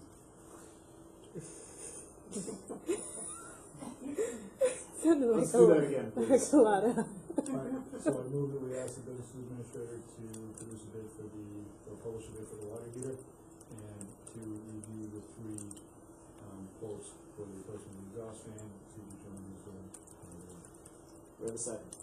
Second. Any discussion? All in favor? Aye. That was the same thing I said before, I just squeezed it all on the one, Brad. Do we need a motion for the water Yeah, you want bottle to filler? go ahead? Well, we don't have a price on it yet, so. Oh, got it. I wouldn't ask them that, but we probably have that for January 2nd. Okay. You can do it. You can do it next time. Usually all of them. Nope. Anybody order pizza? I didn't order pizza. I didn't. Very nice. Is it my turn? You should- I've been trying to order pizza. How much more do we have on here? We're like, We're on like number 4. Yeah, We're still on D actually.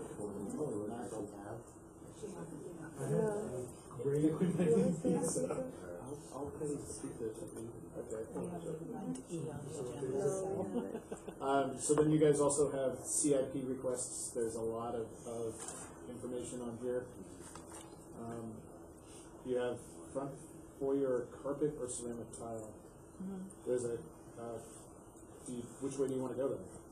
Mike's thinking ceramic tile, just in terms of the keeping a carpet clean in that area is impossible, and put down runners during the winter season. walk-off mats, yes. Walk-off It can mats. be cleaned, maintained, thrown away, replaced when they're totally ruined. We bought really fancy ones. I did not, sir. No, we did. Oh, okay. Not you. Before you. Like 2 or 3 years ago, we got. Thank you, Mike. I needed that. But And they still exist, and we Yeah, use so- them in every entrance. Okay. On the first So floor. what's the difference between that? And what are we talking about here? Removing the carpet in the front, like as you first walk Oh, in, in like between that the right doors. by the Cold doors. water. yeah. Yeah, I don't even notice that. So, Yeah, so Yeah. Yeah. yeah, do whatever you like. I agree with that. So this is this is request for additional funding, so we're at somewhere in the vicinity of 80K of the 150 that we asked for, so we can, the bathrooms are gonna consume, if we go deep into the gang bathrooms, that's gonna be, I'm willing to bet you we could spend 30. It will go quick there, you don't really.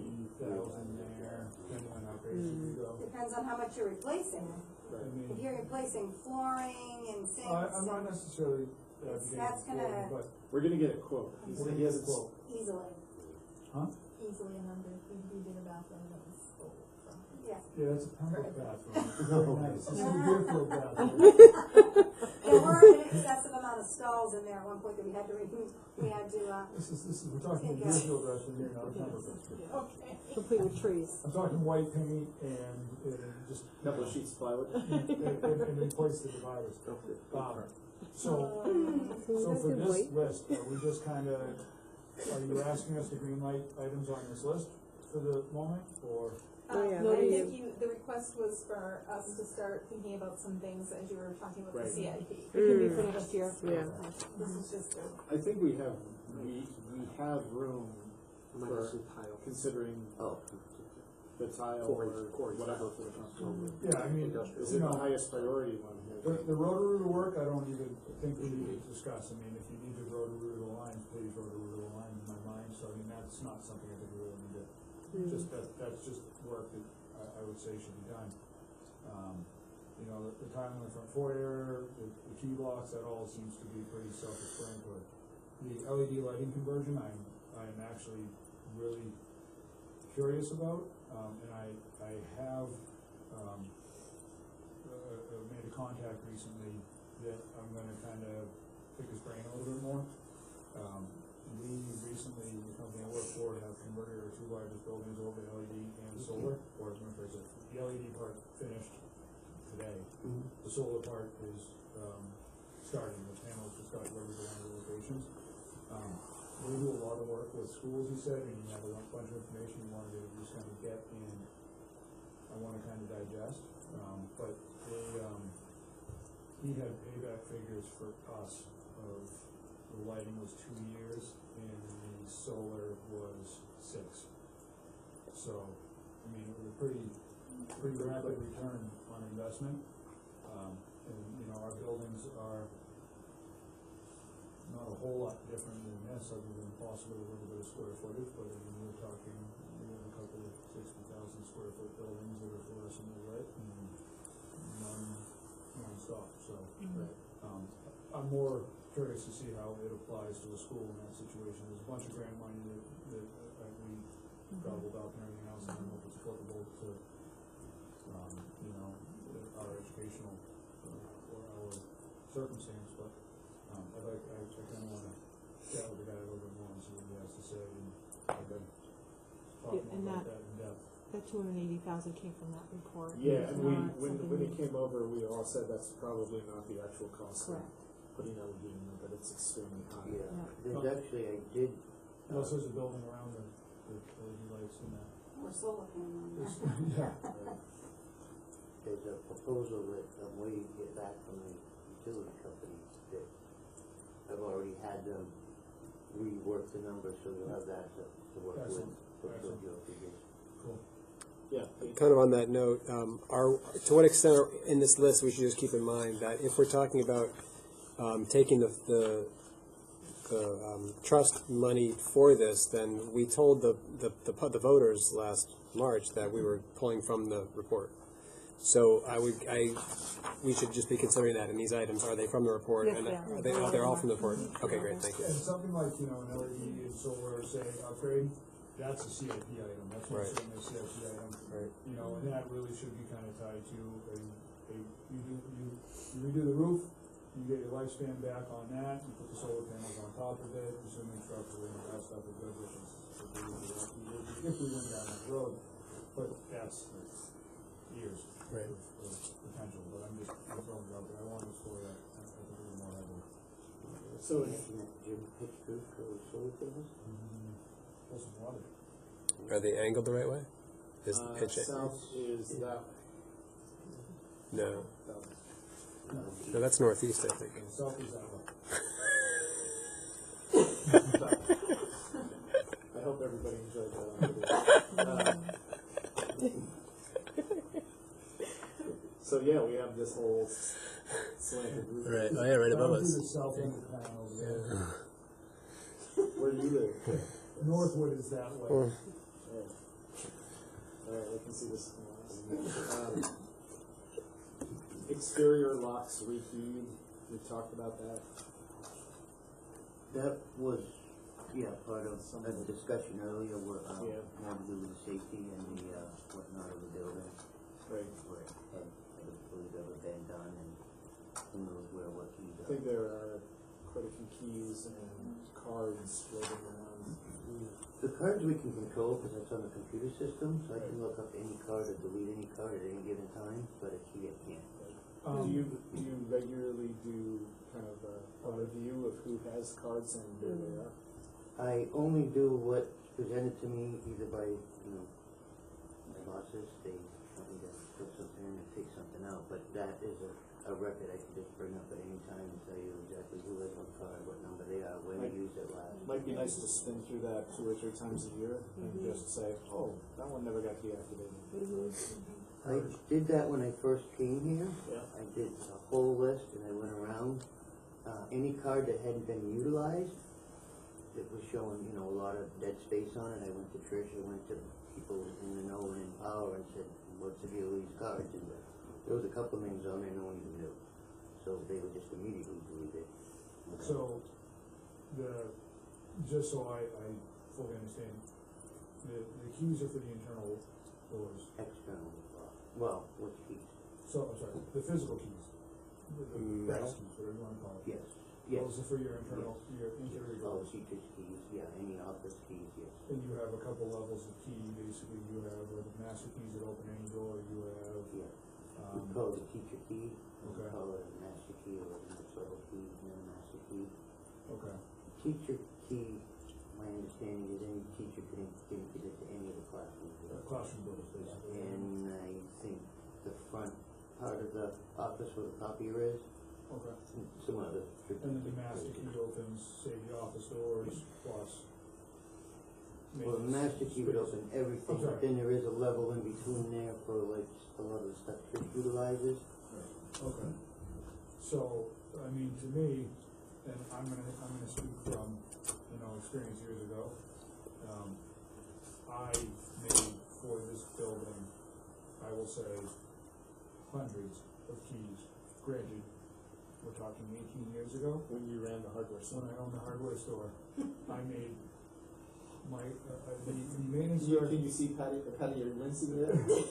Keep on straight face. Obscene quantities of keys, so to me, that's one that if they haven't been redone since then, I want them done. Exterior, not interior. Interior, physically, I cut keys. No, but which locks do you wanna see? Well, you can control the electronic ones easily, so you can purge that list at any point. And the electronic keys, the key cards are for the exterior doors.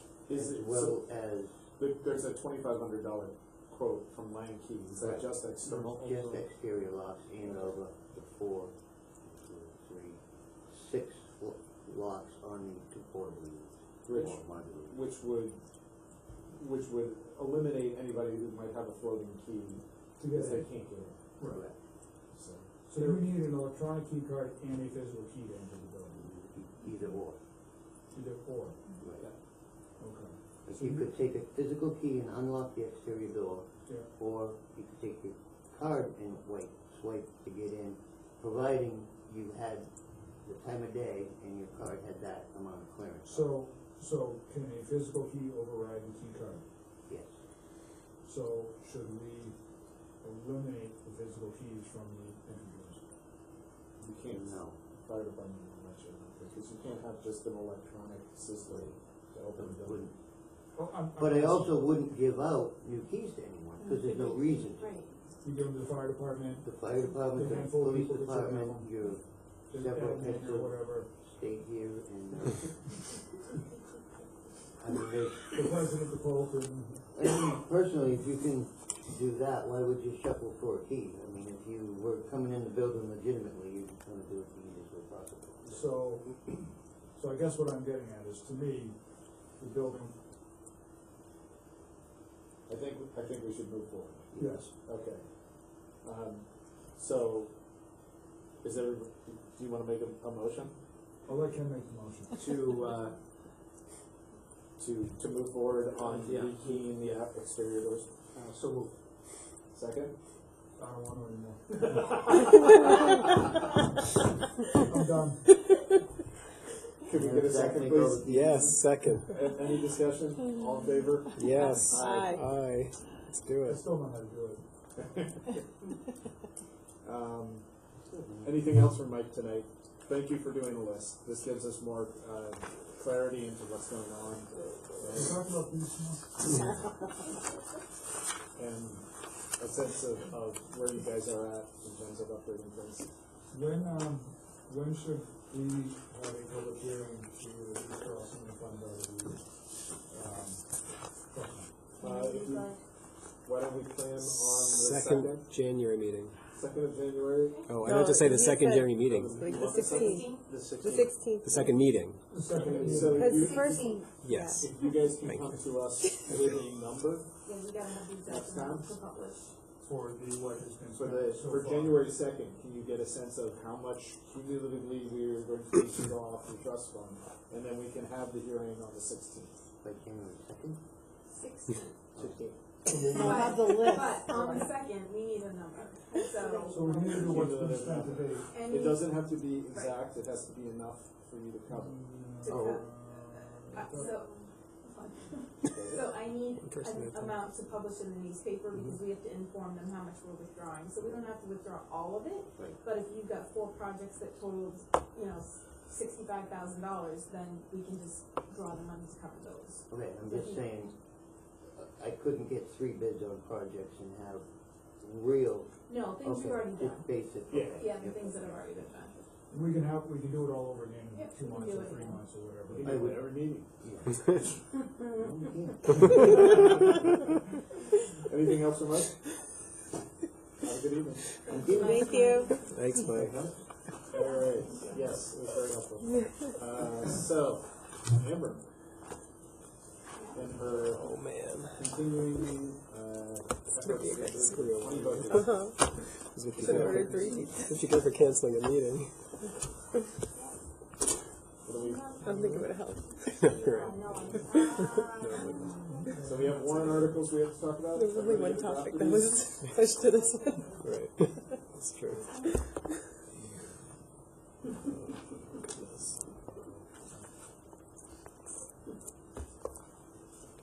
Did everybody get a chance to read these? So Leslie, since you're new to this one, what we do is that the SAU drafts us up a bunch of proposed language, and then we can change it. So if we haven't moved on any of this, it's kind of just, it gives us a sense of what the appropriate legal language needs to be behind it. Okay. So what is the wish of the board on the presented warrant articles? The first one, obviously, we've already done the school, well, now we vote on it after the MDC voted on it. Are they all done? The NBC has moved and passed the And they haven't reopened it? budget, correct? So we should vote on it now. Well, yeah, when is the last time when they could open it? There's a meeting on January 5th. I think they can post an old meeting after that, obviously. There's a public hearing on the 7th or 9th? 7th. Okay, 7th. Thursday. I'm sorry, Tuesday. Tuesday the 8th, yes, the public hearing. Okay. So, If we vote on it now, then would we have to re-vote on it if they open it again? No, because this is your budget. right, we would basically, I think if they have changed anything, we would just act on it after they finish their. Okay. But Does it make sense to wait for those changes? No. It doesn't matter. You don't vote on their number, We you're just voting on but we your get number, to so recommend unless it. you We intend change- to change your budget after they've made recommended changes on their part. Which they didn't. No, and they own the budget at this point anyway, so. Alright, So- so, The tax rate impact on this, is that, that's calculated from the state give you that, or? Is it? No, it's okay, okay, because revenues. It's the same as you So, always our, say. we're always taking a flat budget. Sorry, I'm still not sure about this, because what the warrant wording says is our number currently. And if it says that our approval, 0, whatever our vote is, but if the NBC does change it later, then these numbers will change. And we would, And then regardless of whether we're voting on our numbers, what the voters are seeing is not our numbers, they're seeing the NBC numbers. So what we're voting on is the NBC numbers, isn't it? The NBC numbers are what go on the ballot. Right? It's the same right now. Right now it is, but what I'm saying, if they reopen it next week, then we could change our recommendation. we could change our vote if necessary. But we Yes. have Okay, in the past. we haven't passed it, okay, all right, 3 years ago. Okay. It was, we did that. So in terms of that, yes. okay, thank you. So the calculated tax impact, where we had basically a flat budget, got 77% increase. Is the revenues that were causing that? That are causing the drop down. The increase? The 77 cents. Being short, Yeah, because, tax cuts.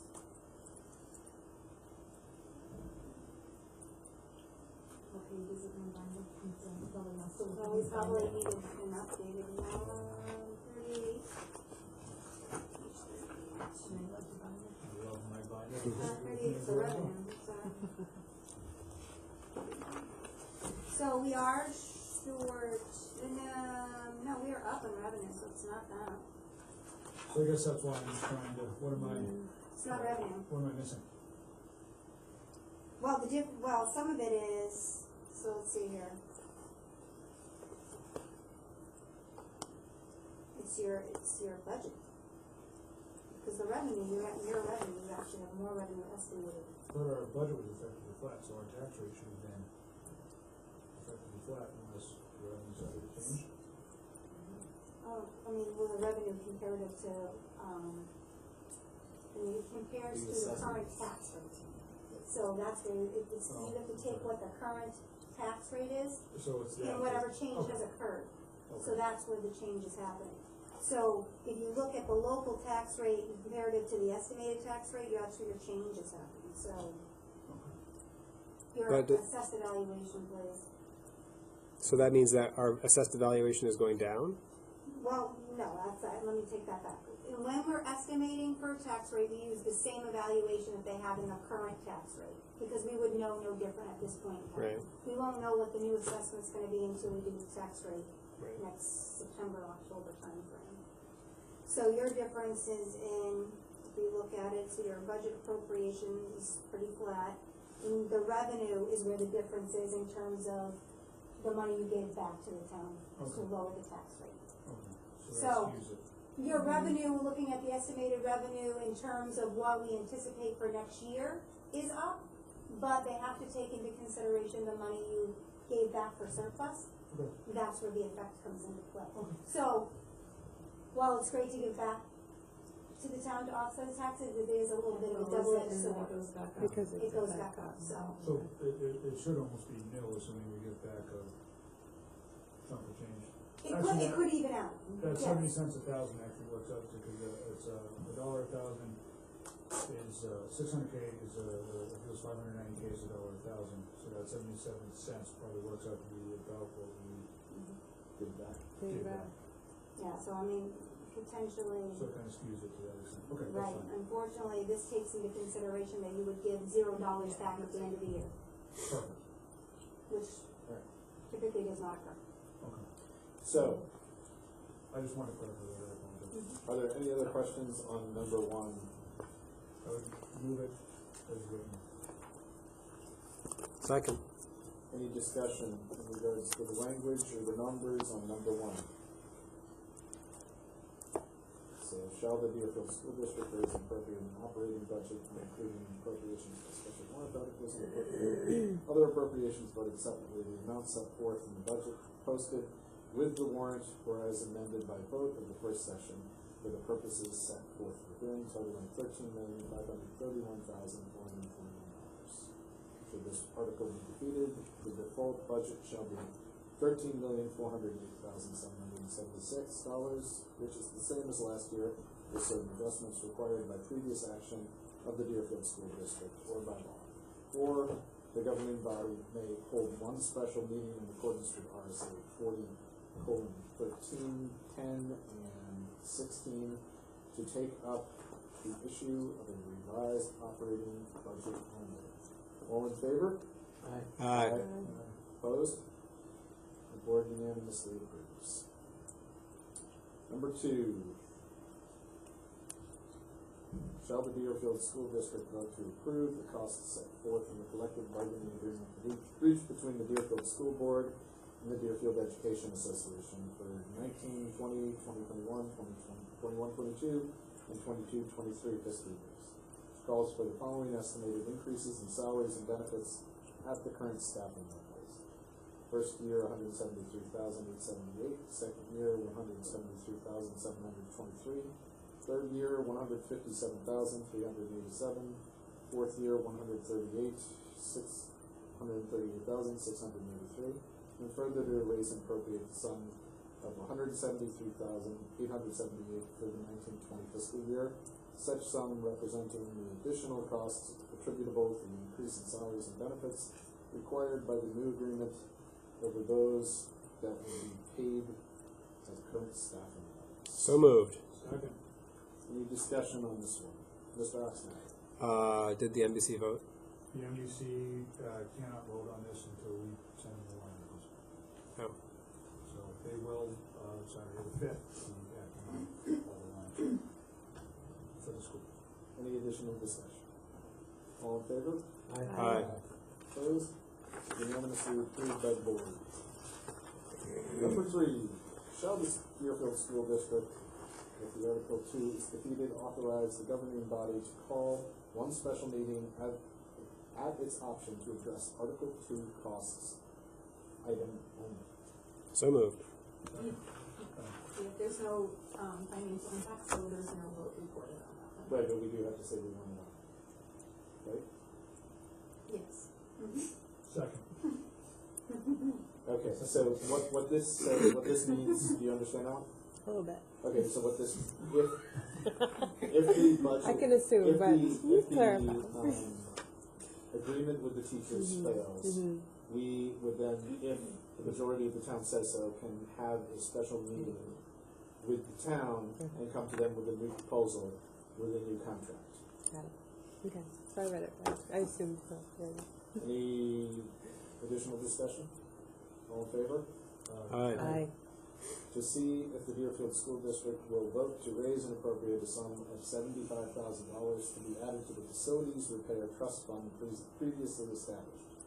This sum to come from the June 30th, 2019 fund balance available for transfer on July 1st, 2019. No amount to be raised from taxation. Do we need to fix that wording? But we need to move it first and then we can. So moved. Second. All right.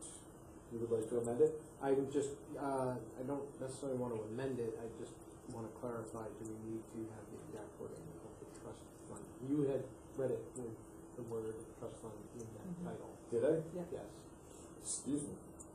That is a lot of reading. Facilities Repair Fund. Excuse me. I just want to make sure that that matches, Yes. because I know that's a sticking point. To see if the Deerfield School District will vote to raise and appropriate the sum of up to $75,000 to be added to the Facilities Repair Fund previously established.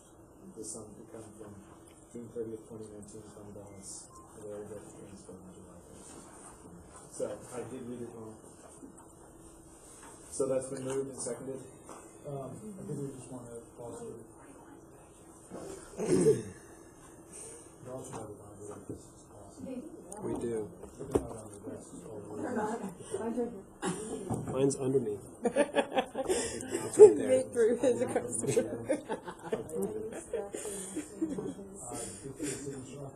Okay. So what do we want to do with this?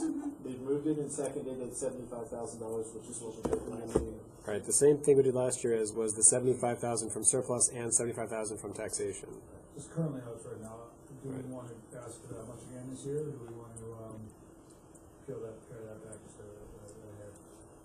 On the finance, we might be able to peel it back just a little bit, knowing that we have a little bit of cushion on the roof replacement, Yeah. potentially, and I would probably think that, adding an additional 100 overall to that account, would give us enough to feed projects through next year. And I'd really love to see the agreement with the teachers go through, and if we accumulate a lot of warrant articles. Yep, I want it nice and clean. So making make a motion to reduce it. So I would reduce the amount raised from taxation to 40K. This is not from taxation, this is from surplus. Taxation is number 5. Oh, I'm sorry. So I would, I apologize, I grabbed the wrong one. So I would change the amount on that one to 60. So we would change the amount to 60K. So we have a motion to change the amount from 75,000 to 60,000. In a second. I'll second that. Right. We are now discussing the amendment to the original motion to reduce the amount from $75,000 to $60,000. Why not leave it at 75 and do the one for taxation to 25? Because that lowers the tax rate as well. This is coming out of surplus. So It is. I guess I was thinking of appealing a little bit off of both. I'm not adverse to doing that. I mean, if the agreement collectively is 100K sounds like an appropriate number, then how we split the 100K, I guess, is a Right, conversation. no, I agree with the total amount, and I think it may be a good point that Favor the surplus. the surplus, well, they may not pick up, the optics around the surplus may not be as visible, you know what I mean? So they may say, oh, this is 75, but not realizing it's coming out of surplus. And then looking at 20, I don't know, I agree with the overall amount of 100,000. My thing is 75 out of surplus, it's not coming out of people's pockets. Well, it is all. It already did. Well, It is, already but did. do you feel like they would look at that impact line more than they would? Do you know what I mean? Like, people typically look at these and they look at the impact line, like they go straight for that. We Like, also have the ability to we can relocate where the articles are in order, so we can most certainly move the articles around. Obviously, Article 1 is Article 1, but Article 2 should be Article 2, but we could very well say, okay, let's take, 4 and 5, and we can reverse the order of them, so, I mean, we can most certainly do that, just, in difference to how people are seeing when they're voting. This is the last thing they're gonna see after they've already gone through the town side of it. So, I mean, we may wanna adjust. So let's stay on the amendment. We're talking about reducing it to 60,000. That's the motion. Any other discussion on reducing the 75,000 to 60,000? I guess my question is the rest of the board more agreeable to a 75-25 split? I so agree with Ryan. on the table right now, so as it stands right now, is it 75 and 75, so the total's 150? Yes. Correct. Well, And we're trying to reduce it to 100, let's say. Right. Cool. Okay. That's good.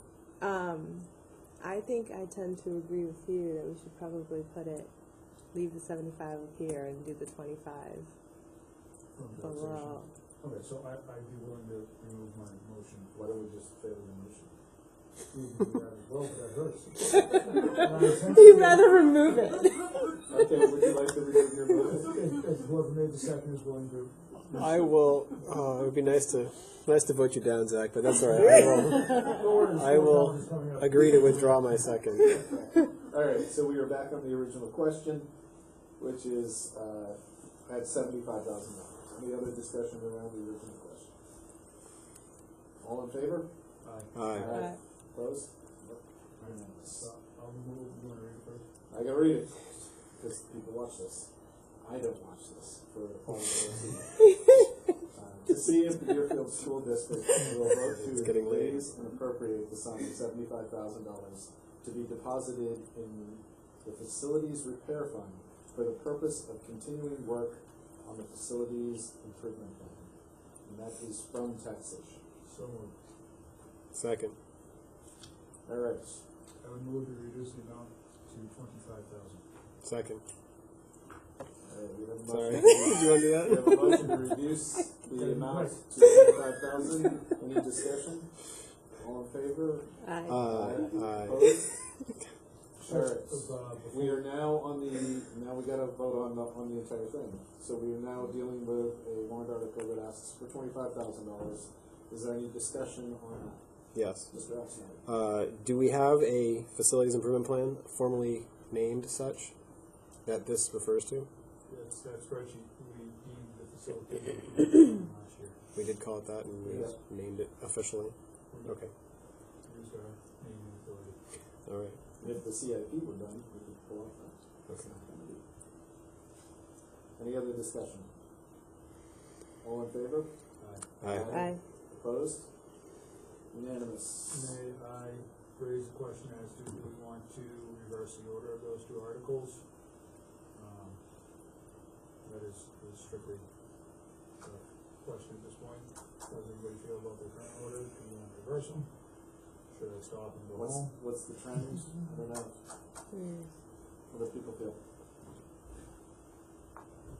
Something we can do, we typically don't, but we most certainly. Do you think influence the outcome?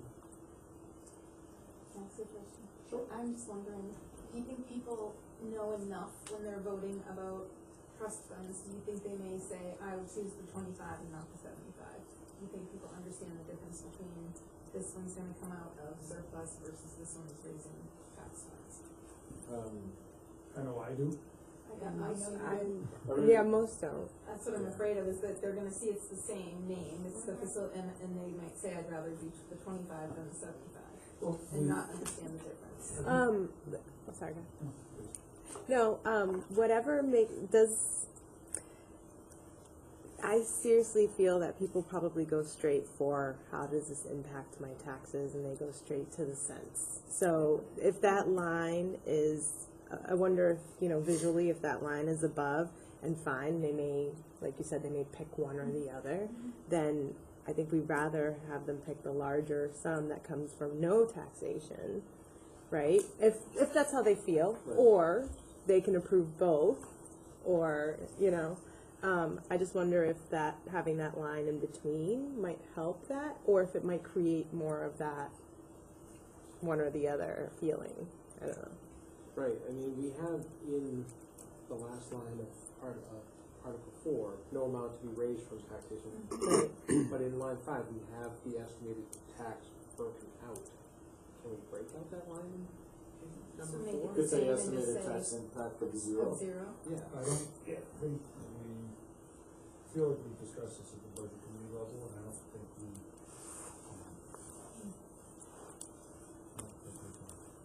Because it's already had its tax impact. Well, and that's. No, but the part you're we're saying, Zero. you're saying estimated tax, but if you were to put down here, no tax impact, just notifying it, because like Leslie says, people just go in and they look for this. They do. I particular think that line. They really do. prescribed by law, and I don't. If it is, that's fine, but I mean, if we can, I would feel like suggest we we bounced use it around at the budget I committee. swear I've seen So no the, tax impact. the original question was, do we want to flip them? Is there anybody who'd like to make a motion to flip 4 and 5? Okay, so we're not gonna do that. Do we want to talk about, I'm moving along. Do we want to talk about adding a line, About adding some sort of language that says in bolder? I mean, I we mean, could just simply bold. We can no bold, amount. no. Yeah. you also could just Yeah, that would be. you could also just hit enter twice right before no and make it its own We paragraph. can make it its own paragraph. That's not changing anything. Just enter, That's enter. always been a bone of contention with some individuals when they come up to the mic and they say, well, you're saying there's no taxation when. either Or it's how not about in that no- current year- Oh, It sorry, happened in the current year. You've already raised the funds, so it Right. was raised by taxation. Can you One say way no this is additional? the added a year. Ooh, like that. No additional amount to be raised from But that taxation. language is very much prescribed by Yeah. law. Oh. We've gone down this Addition to road. what, you know? To what you've already been taxed. Right. Anything that you change now, would be run by legal counsel again to make sure. I would be happy to see either just hit the enter button or make it bold. Yeah. I don't know. Can we add 1920 taxation? No, I would keep it clean and short and simple, just To say no amount to be raised from taxation in bold. And bold it. Yep. Bold it in. Is everybody okay with that? Yeah. Do we have to Did you vote say on hit that? enter as well? Do you want to hit Move it enter? down? Move it down one line? I don't even know if that, I think that's I don't know either. We'd have to run I it by would, legal. yeah, let's not. Don't bother. No, Yes, if you don't hit have enter. to. Don't hit enter twice. Just bold. I think we Just can get bold away it. with bold, but I'm not sure about that. Don't hit enter. The Just control Newton the School District will vote to establish an equipment and installation expendable trust fund under the provisions of RSA 198:2-20-C for the purpose of blank. And further to raise and appropriate the sum of up to blank dollars to be placed in this fund and designate the school board as agents to expend. This sum comes from June 30th, 2019. So do we want to create a new trust fund? Equipment and installation expendable trust fund. This grew out of the discussion last time. It did, and what I think I wanted to do was, my initial thought was to have the facilities repair facilities repair fund also be a facilities repair? I wanted to change the name if possible. Can't apparently, to facilities repair and But you can't take the money and move it over there. You can change the name of the fund, but those funds that are in there currently were for that dedicated purpose. So- you can't change, you can't just say, So oh, the yeah. purpose of the new fund for the equipment and installation expendable trust fund would allow us to do what with that money? Something like the cauldron, not cauldron. The Things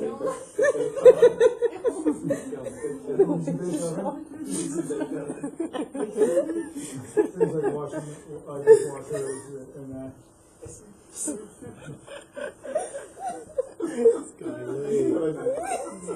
Oil, boil. We've ruined. What is it? Newt. Oh, I mute. foot of newt and tail of rat. Oh, you guys are feeling the pain of living with me. Do we want to do this?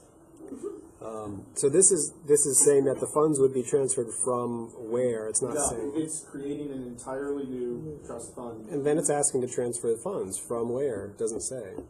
Could we transfer them from the current repair fund into this, thereby renaming the fund? No, I think we We're said we not just, transferring any funds. where does it say trans? Doesn't it? This No. it further. Raise and Oh, I'm appropriate. sorry. It raised and appropriate. Missed that part. My Even bad. if Sorry. it did say transfer, I think we just said you can't be. Can't transfer. That was my question. I was thinking it was saying transfer. I was wrong.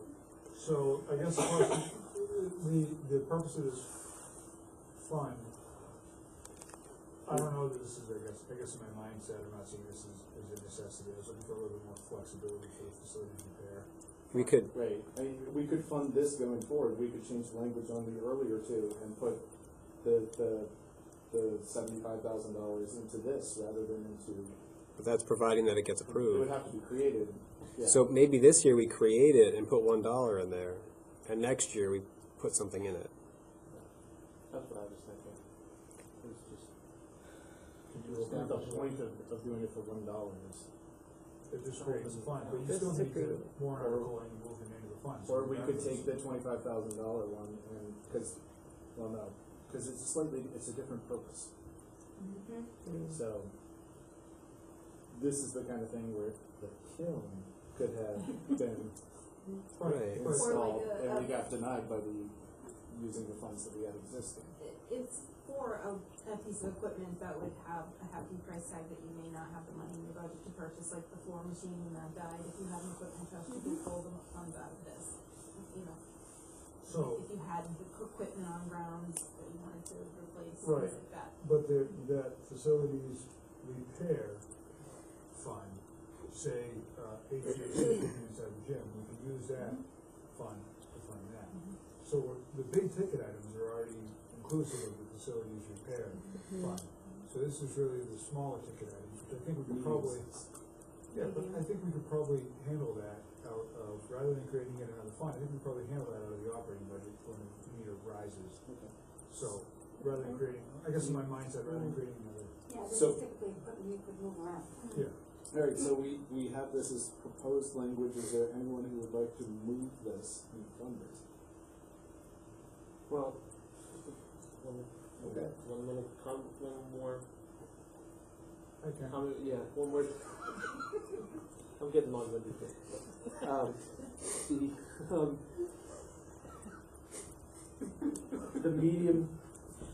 The medium price tag stuff though, I got it.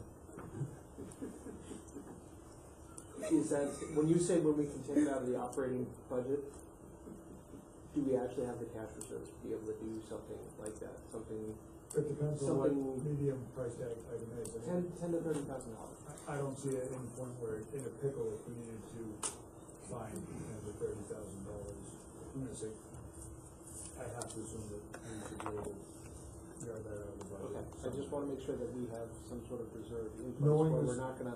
No, I mean, it's not a reserve, reserves are long term, but in the event of there's an emergency that we can't tap one of the other funds for, I would think, for a $10,000 item, I think in our $13, $14 million budget, we should be able to hopefully. I don't know that I would make that statement. I mean, you never know what year to year can bring.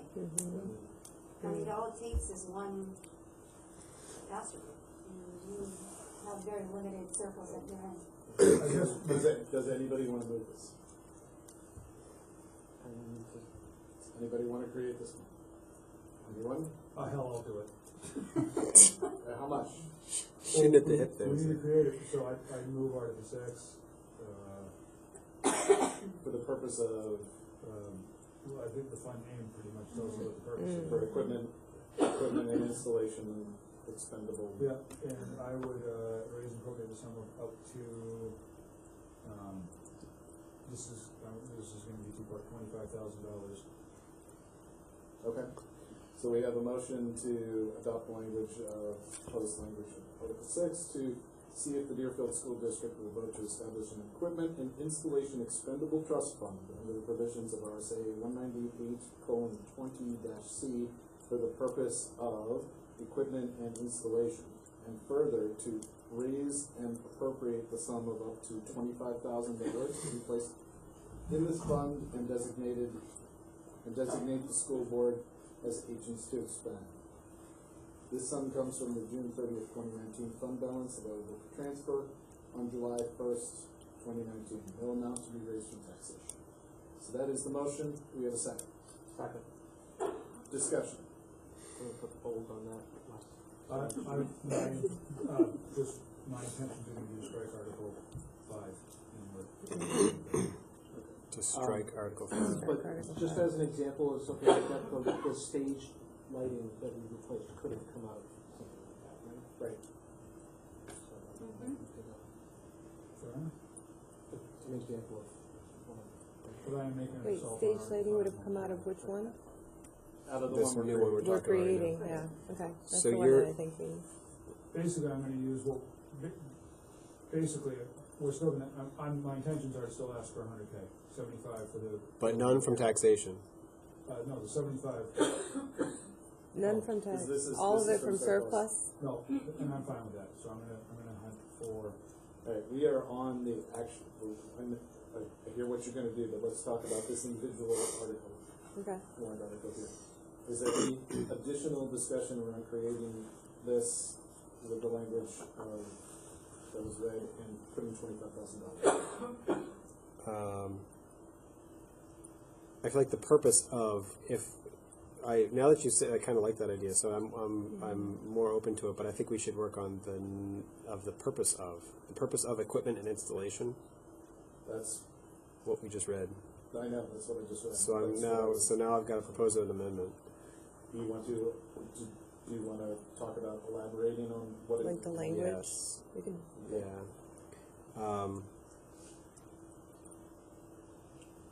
I mean, the purpose of purchasing equipment. I mean, do we want to say replacing equipment, or is it more just new investments, new equipment? I think replacing might pigeonhole us back into repair. Yeah, I would. I think this needs to be left general enough that it could be something new that we'd like to add to the building, or replace. Or replace it. Okay. Which I'm all for now. So then, for the purpose of maybe, could we say upgrading? Would upgrading mean either replacing or? Upgrading means it exists. can't upgrade what isn't already there. The more you restrict it, it can. have Yeah, problems I down don't the line. want to restrict it. I was Unless it's your intention. very, Right. So, very specific with my vagueness. With your vagueness, specifically vague. I was very specifically vague. The purpose. We just need to say something about what we're doing with the equipment. The purpose of We're installing it. Installing equipment. purchasing and installing. purchasing and installing equipment. Equipment? Set equipment out of the yard. No, it's a building repair. It's not an equipment No, repair. that would be a building repair, you know. So do you want to suggest language that says, because right now it says, for the purpose of equipment and installation. I know it does.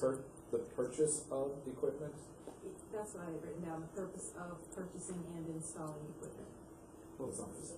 Oh, How about, I think it's what it has to be worded. Okay. how about the purpose of purchasing, repairing, and installing equipment? As soon as you put repair in there, But you have purchasing. And if you say and, then it means everything, but, the trustees of the trust funds are very specific about language in these things. right. So, The other piece of this is, I'll come back to this in just a second, this particular wording, but in number 5, we have, for the purpose of continuing work on this plan, that's intentional, deliberate, and has been established. If we have this wide open thing, we're just gonna go spend money on equipment there's no clear purpose, there's no clear priority list, there's no clear plan, there's nothing intentional, it's just let's go spend money. And I'm afraid that some people will look at that and not be a fan of that vagueness. So specific vagueness. So I think to clarify, we're talking about what the purpose of putting the 25,000 in, not the purpose of creating a trust fund in general. So you're trying to define what we're gonna actually use that 25,000 for, not the name of the trust fund. I feel like somewhere in this statement there needs to be something about, Well, but I mean, if we look at the names of our other trust funds, yeah, we have the facilities repair trust fund, we have the playground trust fund, we have the paving, school facility paving, and we have the replacing or repairing technology. And this probably most closely mirrors that replacing or repairing technology. okay. So, I mean, if you wanted to mirror that language, you could say replacing or repairing equipment. But equipment's vague, really would advise against doing that. but it's replacing Yeah. or repair. Yeah, but Replacing or repairing means. does that mean you can't buy anything new? Yeah. All right. So then it's just going to fall to us to basically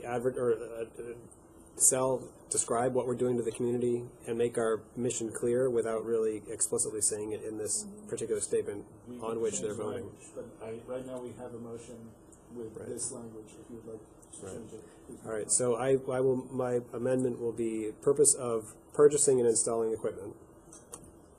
That's my Second. motion. Second. Discussion on changing the language to the end of the first sentence to read the purpose of. Purchasing and installing equipment. Any other discussion on the amendment to the language? All in favor? Aye. All right, we are now back on the entire warrant article and $25,000 in it. And we're still on the current. We still have no amount to be raised from taxation for number 6. Is what we haven't Correct. changed that. Okay. Correct. Any other discussion? I am a little bit torn that I think that I don't know if having some statement in there saying about how we would be prioritizing. But I guess that's what we're elected for. So There's no reason why we can't work off the facilities improvement plan. As a but county. the kiln is not Or- in that, or is the kiln in that?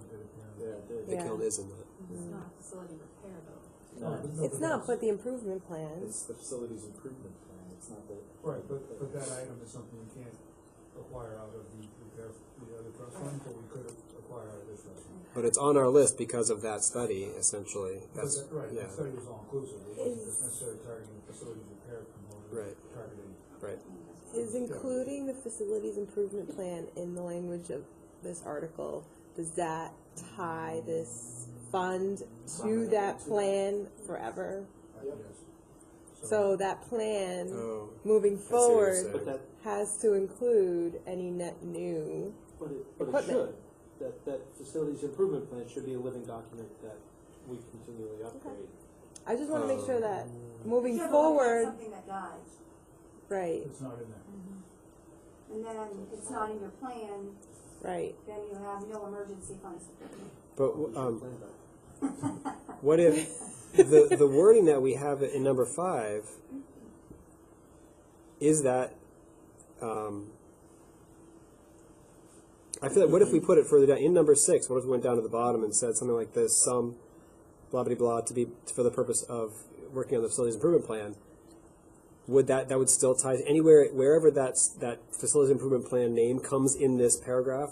That would tie it to that. I think I know what you're saying, so up above, you're informing the voters, so we want this money because we're gonna work on our facility Right. improvement plan, but that's not part of why that trust was created. So you could create this and then further down, you're saying inform the voters of what we're gonna do with Yes. this money that we just. But Right. that would be more of an appropriate purpose for deliberative, that's part of the deliberative discussion, and then, Okay. the voting guide type, informative.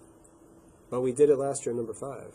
So when you, But that was a pre-existing fund, so we were just saying, we're asking for this money Okay. to be added to this pre-existing fund for Okay. the purpose of our, For this plan for that this we work have, that yeah. we're ready to start doing. so the, to create, correct me if I'm wrong, but to create a expendable trust fund, you have to have the language that says the purpose of it, and you have to put some money in it. So you can't break out the money. You can't say, we wanna create this, and then we wanna fund it. What- It's two separate warrant articles.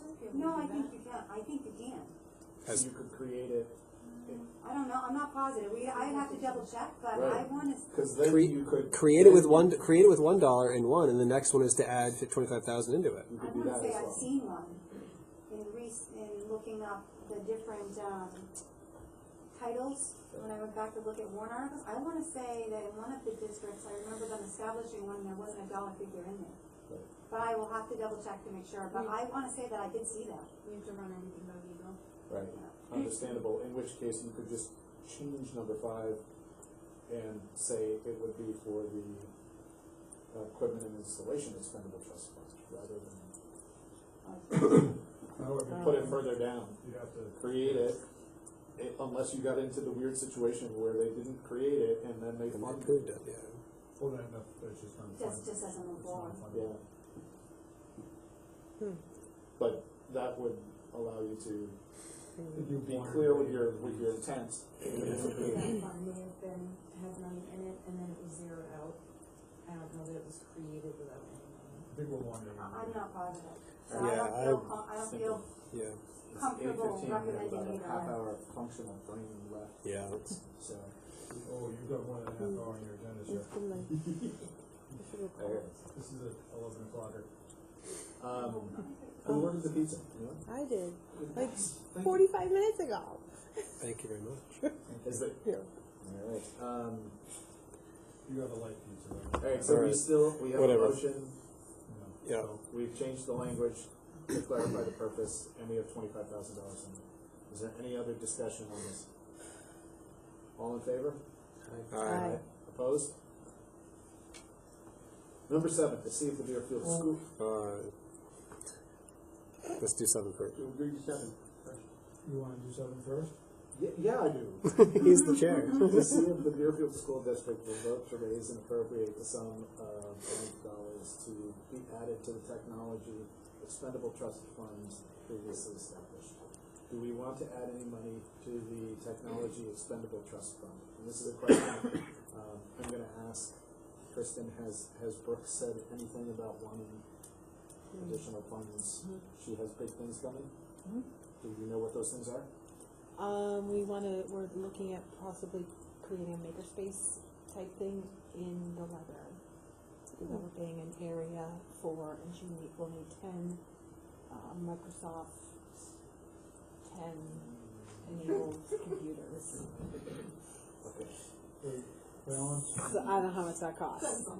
current balance is 20,177. So you have 20 grand in there. For this year, right? That's, No, or that's, next year. this is a trust, this is forever, Well, or until we spend, so it sits there. And So we have Chromebooks to move out, new Chromebooks to Right. plan. So those are budgets. So, yeah, so there's exactly, there's budgeted stuff, and then this has always been kind of our safety net, which it can be used as, like, we have a catastrophic server failure or something, and we need to get a bunch of money for tech quick. If she has a plan for something, it would be great to see it in the budget, but, There was a discussion that we had as we're looking at the library and moving the library forward. it sounds really cool. So, as a bit of information, the balance for that fund in 1450 was 10K. 10K was added in 15-16, bringing it just over 20. 10 was taken out, 10 was put in 16-17, balance was 20, following year, no change, balance was just over 20 again this year. So that $20,000 figure has basically been the running counting in that. Isn't that because the server would be 20,000? I think it was like if we had a total catastrophic server failure, it was about $20,000 in repair. And I think that's really what the intent of that, the board's intent for that fund has been is that's your safety. That's your insurance policy. Do you know, does she have a dollar value on that? Or? Nope, I can get that pretty quickly. I'd rather approach that maybe with you independent on. So does anybody want to put money into the technology expendable trust fund? How much would we have? How do we know? We have 20 grand now. Well, in the fund, right? Right. Okay. Which we can draw off of and could be used for something like a makerspace that would remove our safety net. Right. I wouldn't want to do Catastrophic that. failure. I'm inclined to let that one slide off the corner. Anybody move any money onto it? Okay, seeing none.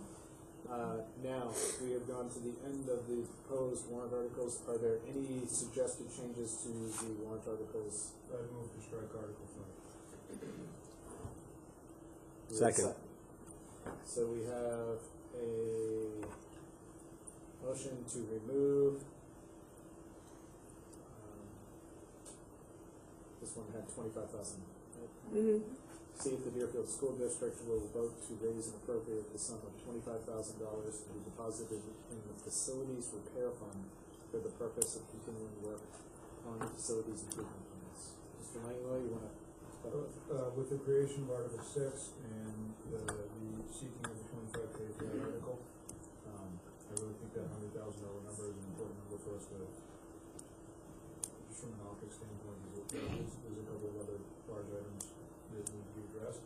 So I'm trying to kind of keep everything in check as much as possible. Anyone else?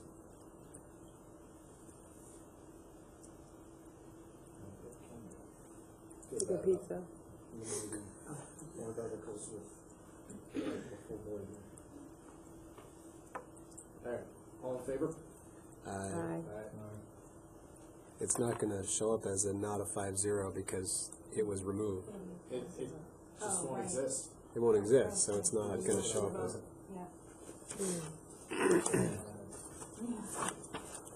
Alright, anything else on warrant articles? Anybody who would like to add anything? So we will have a total of 5 articles this year. 2, 3, 4, 5. Up to, yeah.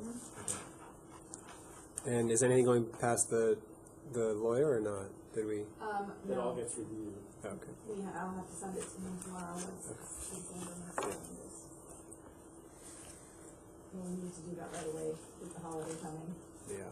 We are at I'm gone after tomorrow, so definitely. we're at a nice spot to take a 10-minute recess. I heard the pizza making. So we Second. All in favor? Aye. Is that all we need?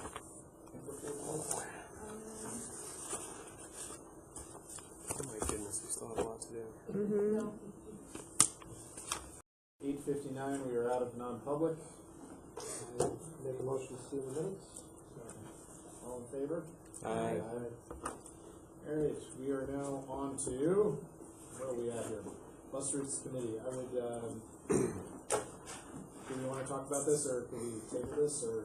move the table to the meeting on January 2nd. Second. Okay. Give it a second. Second. All in favor with tabling this till the next meeting? Aye? Aye. Proposed resolutions. Did everybody read through the proposed resolutions for Mr. Oxnard? And a lot of school boards put in very similar language. There was definitely some similarities.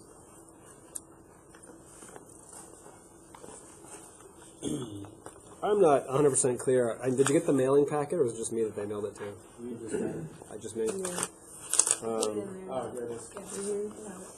I'm not clear. There's 10. It starts off, this packet starts off with 10 through 20 or whatever they are, proposed resolutions, but then it gets into 1 through 9, and I'm not sure if we need to vote on 1 through 9 or if they're just there from last year. Continuing, aren't they? Which means we don't need to have any statement on Voted them. on in the past, and we were just going to continue. Yeah. That's there. Okay. That's how we read that. Okay.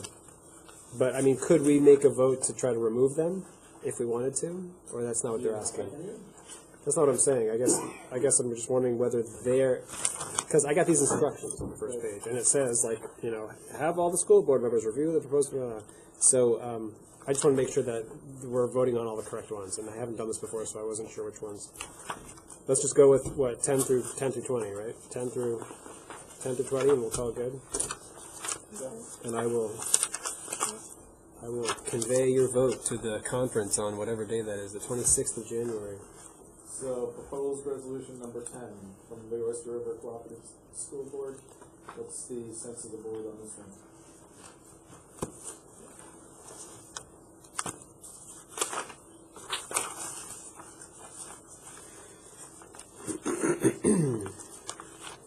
So are we voting To support the proposed resolution or not support? That's essentially what we need to come up with as a board. Is my vote going to be yes or no on the 26th? It is. I would say my vote is no. I think this should be legislated at the state and federal level. But this is asking the state to do it. Right. But it's asking the state to empower the local school board to make all the decisions.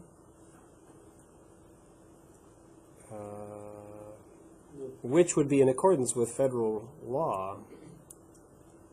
I can't really speak very.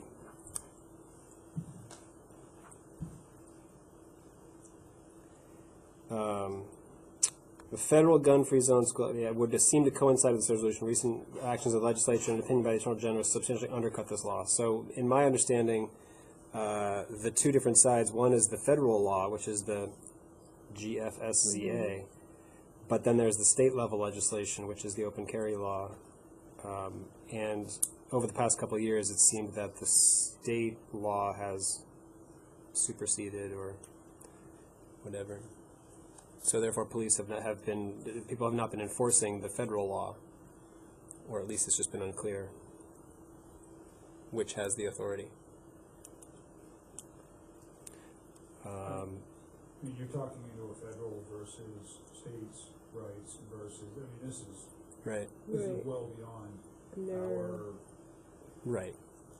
I can tell you that no matter which law we're looking at, we call the police if an adult has a gun in the school. And that's what the chiefs have advised us to do. Like, you don't have to take this on. You don't have to decide whether this person can come into your school with a gun. Just call us and we'll deal with it. And I agree with that there's no place for guns in this school. So I would say, yes, I'm going to support this. Is it going to change anything immediately? No. But I agree that there's no point of having a gun in this school. So I'm going to say yes because I agree with the intent. The federal law seems pretty cut and dry. Yeah. I'm all for the Second Amendment, but certain things are. I think it's a complicated issue that's not going to get solved at the Right. school board level. Right. No, it's not. No, it's definitely not. This is a constitutional issue, but I don't feel that we need to accept those who should have a weapon at the school. We've seen what happens when we do. We got to get through these quick, guys. Yeah. I agree with the premise that a gun isn't necessary within this zone. Like you said, it's a constitutional issue on multiple levels. So Right. it's not going to be solved by a local school. I guess what makes me nervous is that opposing this doesn't necessarily mean that somebody else is going to address it. Takes away the power for us who all agree that we should have a gun-free zone at this school. So that's why I think I'd rather have Yeah, I agree. the ability to decide that. Right. I would make our voice heard, even if it's just Yeah. one vote. So everybody said yes, basically. All yes? Mhm. Great, thank you. Alright, 11, Manchester School Board, this is just some language, I didn't really even understand what the heck they were talking about, in terms of retirements. Yeah, I didn't get The this. school board, just executive committee recommended it, I was fine with that. Yeah. Yep, I agree with that. Confirmed. Alright, so it's a yes. 12, 0. NHSBA advocates for proper funding of high-quality public education and opposes any provisions in law or rule that funds private school student reassignment using publicly raised tax dollars. I would affirm with enthusiasm. So would I.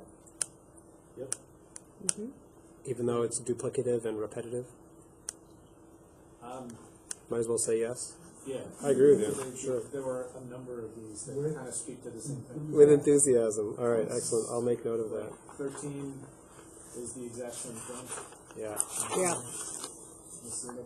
With enthusiasm. Yes? Yeah, that's the reverse on the previous. Everybody gets this. Raymond. We skipped 14. Let's see. 14, To oppose any urge New Hampshire to oppose Oh. any efforts to subsidize private religious or homeschool with public tax dollars. This is Oh, same thing. Yeah. So, Totally with working. enthusiasm. Alright. You know, 78 people have been arrested for voting multiple times. With enthusiasm. With enthusiasm. Like more than one. I do not feel repetitive. Just Oh, goodness. Any questioning my enthusiasm? That's not what- all right, stop. Raymond School Board. If a parent chooses to exempt their student from statewide assessment, the school district does not need parental approval for the alternative activity that will be provided to the student while the assessment is being administered. I don't really have a feeling on it. It's, if the kid's in school, then Yeah. what's the sense of the board of this? So, We have a right policy. now, if a student opts out, the language has changed recently so that whatever alternative activity we're gonna, so, you know, you don't wanna take the state testing, your parents have refused to do that, and that's okay. But we're gonna give you this activity to do instead. Right now, they're saying they don't want the parent to have to approve the activity, we're gonna give the student. Is it required right now that the parent is It's approves the collaborative, right, activity? in the new regulation, isn't it collaborative? Did the state actually come up with an opt-out provision? Yeah, I'm fine with people opting out if they wanna opt out, but like, But the- what they do while Yeah, the test while is the going test on, is going on. that's like approving every day what goes on in the school, Right. Yeah. Right. on a Micromanaging unit by level. unit. Micromanaging I think that's teachers. a district policy thing, and I think that should be left to district policy, the district is unsuitable. So they, however, is concerned the proposed language may be interpreted as meaning does not respect parental input. So they don't like it, the school board association doesn't like it. They think parental input's great, and parents can always say that they don't want particular, they can opt out of a lot of things, but Right now, it's required that the parent agrees upon the activity, the alternative activity, just for that one for instance. the testing. For that test period, and it was typically study hall, library type of, I mean, you're not gonna develop a test day, Lesson test plan. report, Yeah. or lesson, and what? It doesn't really matter. Do you have any guidance on this? Or do you not want guidance? Okay. 40,000 right now, and Patty's trying to say. What do we, It could. I would agree what they're saying, which I think is it could be worded a little better. Mm. I like the intent, but I think the wording is a little bit harsh. I would affirm the, school board association's Yeah. rationale. I'm gonna abstain on this one. I don't know what to do with that. Public funding, 16, public funding. Wait, we didn't get 2 votes here. Yeah. Oh. On 15. This is on 15. I agree with you, and with the intent is good, but the Right. wording could Wording, be better. yeah. So therefore, no. So, Is that what you're saying? yeah, Sorry. that's the way you vote, right? I didn't really vote, but I would agree. I think no. So 0 to 4 and 1 abstention on a no. Yeah. Okay. The Raymond School Board wants to have the public funding not be used to support religious or private education. Same thing. Duplicative and repetitive. So that would be referring not to use. 7 foot only. yes. Duplicative and That the repetitive. decision as to what date to start the school year remains a local decision and not be mandated by the state government.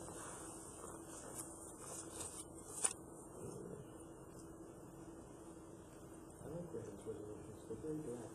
Right, they do get to the point. So this is,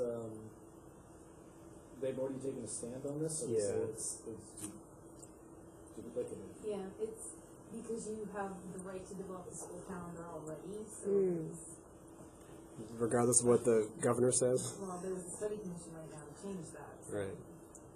then there would be a conflict. But the- It's really about this resolution. Yeah. But the NHSBA already feels this way, I think. So they're basically saying no action needs to be taken. Right. That's what they're saying. So I would agree with that. Everybody agree with that? I agree with them. Okay. Yeah. All right. 18 same?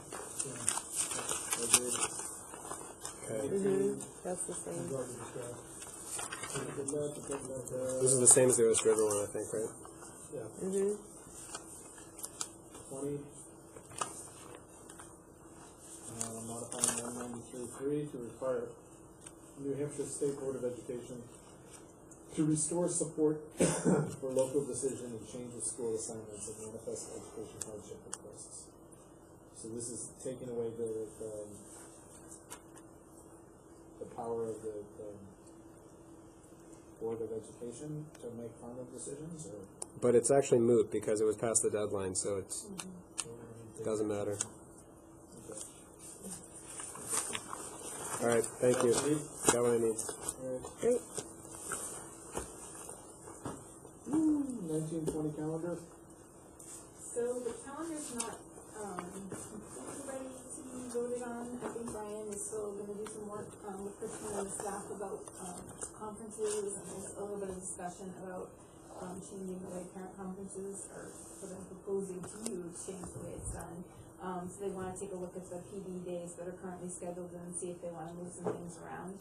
So, our vacations match Concord, our PD days do not, but they don't typically match. So if you have anything that you're opposed to at the moment, we can at least Can I talk make about my that. annual assault on early release days? Do you want to do it? Because she's not even really presenting this. Well, you can take action to also remove them. If you Go want. ahead. You get 2 minutes. That's too long. I think early release days can create complicated circumstances for families. I think it just creates it makes it easier for us to either have a full day off, and families complain for that. The early release days, I think, are just chaotic for some families. So I would, as I have every year, advocate that we look at alternatives to the early release days. Is that a motion or not? I Just discussion. typically die on the vine here, so it's not even necessary if I can't learn it. Does anybody else want to get rid of early release days? No, I think the teachers already spend a lot of time after school as it is every Wednesday afternoon, and that's a lot to ask. And so then to be able to take work time when they're on the clock to actually be productive and get some PD in, I think is a Potential with the language of the contract or an hours-based schedule anyway. How does that play into our, a 4-hour day, 4-hour day? right. That's a good question, actually. I mean, if it doesn't pass, then what's going to happen? Is this calendar under the assumption the contract passes? Yes. It is. So we would have to add, the snow days on to the end. Right now, we have 179 days here. Okay. The kids are getting out on If June the contract 12th. fails. So if I may ask in my brief 2 minutes, what would the ramifications be of eliminating that early dismissal days? There are 3 early dismissal days, They can get including out, the last day of school. we can get out earlier than 179. Okay. And Are then you suggesting replacing the early dismissal days with a full day off? maybe have one of those early dismissal days or a day in between, this is the scheduling of workshops and whatever. I'm gonna make my annual assault on health. I'll move that we eliminate the early dismissal dates and, 3 early dismissal days? well, the last day of Last day of school school is early. So I'll move that we eliminate the 2 early dismissal days, and ask the administration to look at the calendar that does not include early releases and let us know that will be formatted. And I will choose to die on the vine here if I need to. Are you still in your motion? I'm done. Okay. Do we have a second? I'll second it just because I'd be curious to hear what the administration says about their opinion about the calendar and why it is this way. Anybody? Why early release date? So I get, what do you think? What do you think about Zach's idea? Sometimes people forget that days were released early. I think that I haven't lived the early release days too much, but I do know that one in January is a long-standing tradition of wellness day activities. And Is that for the kids or for the teachers? for the teacher. The teachers, actually. Teachers, Okay. yep. And the October, Conferences? we didn't- I think the October early release comes before is that off? And then you have a professional day the next day. So, that's one of the ones we're looking at as a potential day for conferences into a full day of TV, or another full day of conferences and work TV somewhere else. But the question is whether we have conferences that early in the year, or do we push it off into January after the first trimester? We're still gathering information about that. There's also some discrepancy on, like, we have October 11th listed as a professional day on the actual calendar, but down below it just says October 14th. October 14th That's Columbus Day.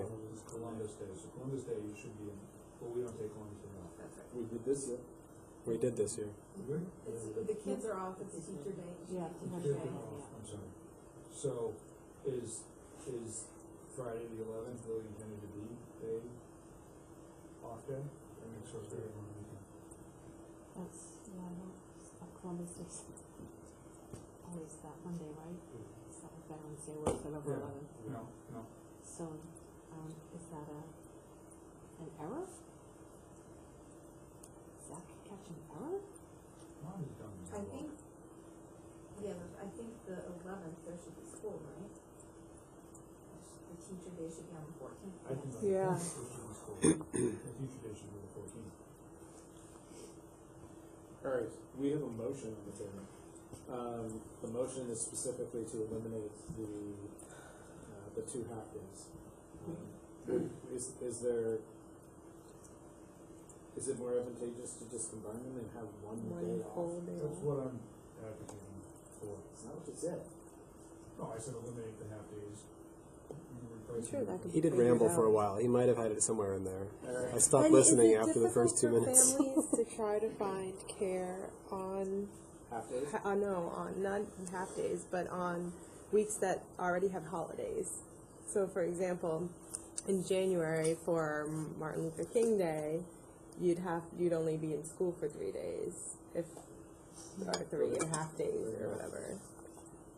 Does anybody know the history of why January 24th is chosen as the third Right, day? like, I don't. That's what I want to know. Like, Is is there a history behind that? Trish? It's just always, I don't think it's like it has to be that day. So there's no school so what you're saying, is that there's no school Monday. that Monday and then that Friday. is the So release. it's like that's Has it almost a always been wash that way? week. And they're only been back for 2 weeks. Right. It would be- Moving it another week would put it smack in the middle of being back from break, having a holiday, and then going into February recess.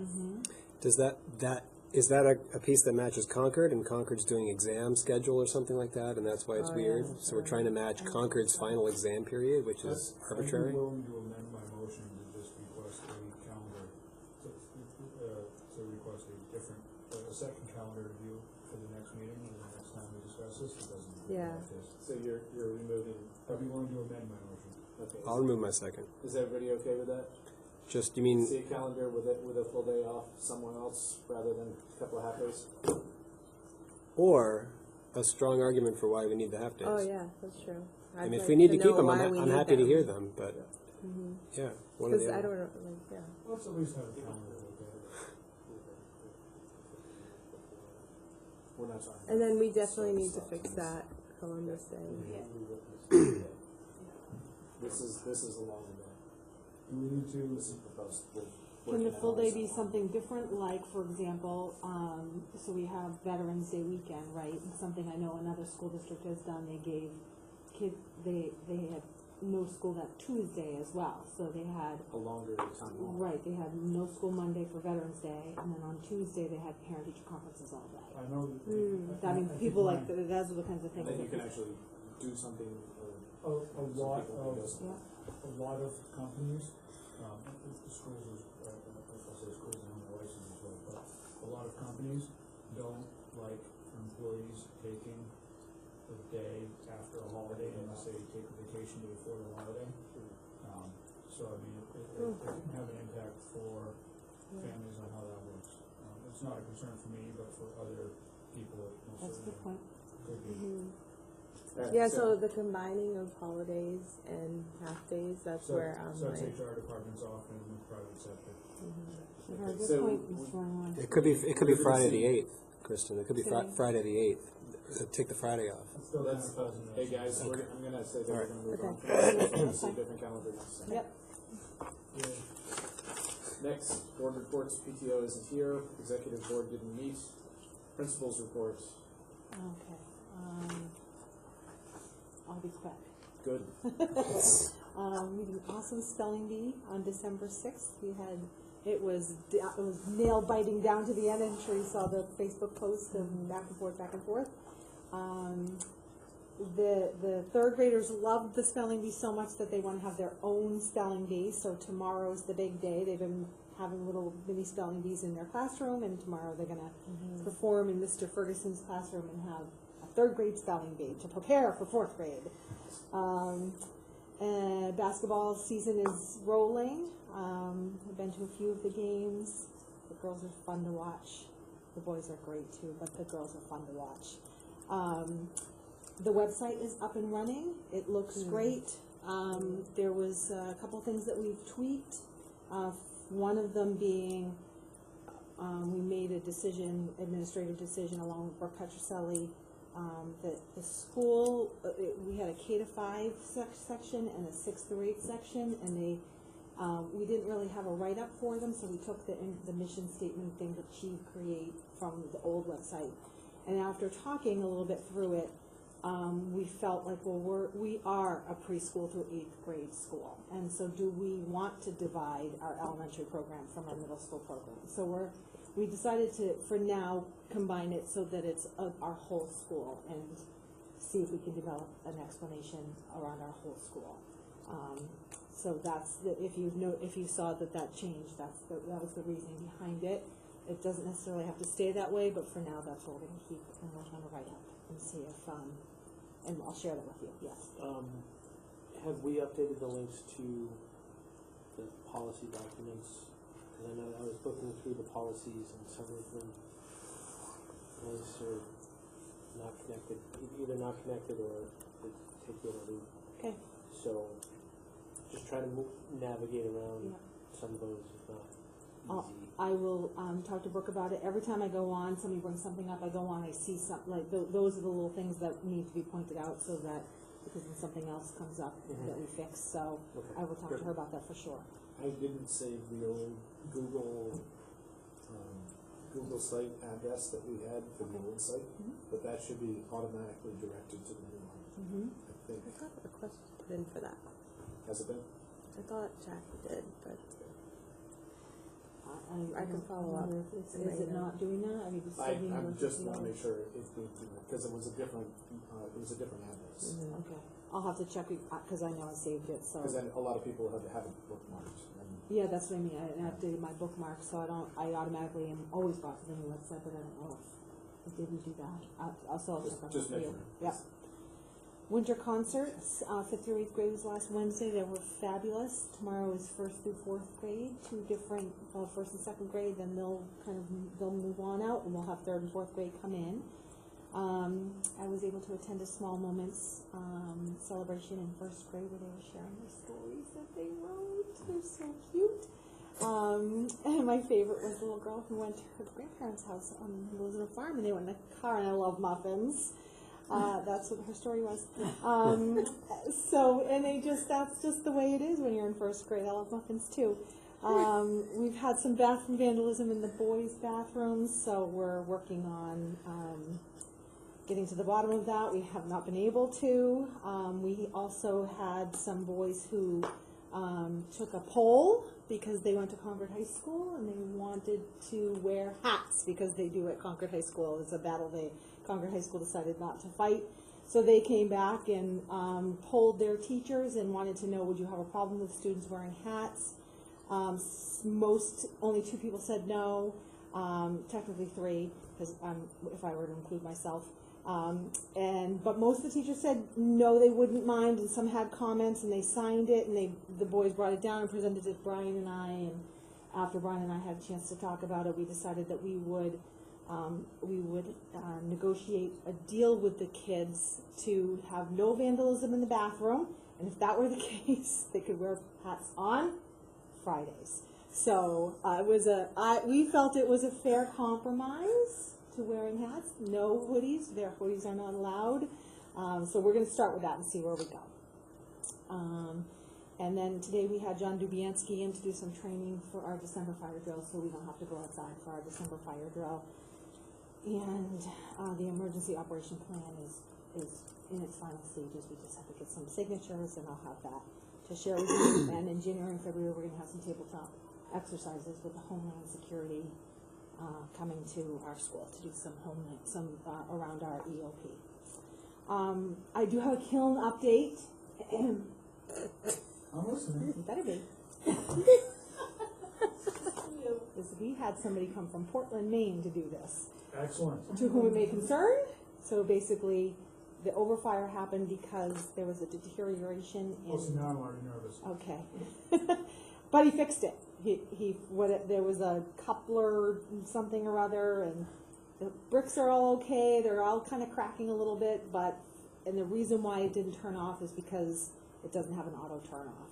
And so he did say it's time to replace it.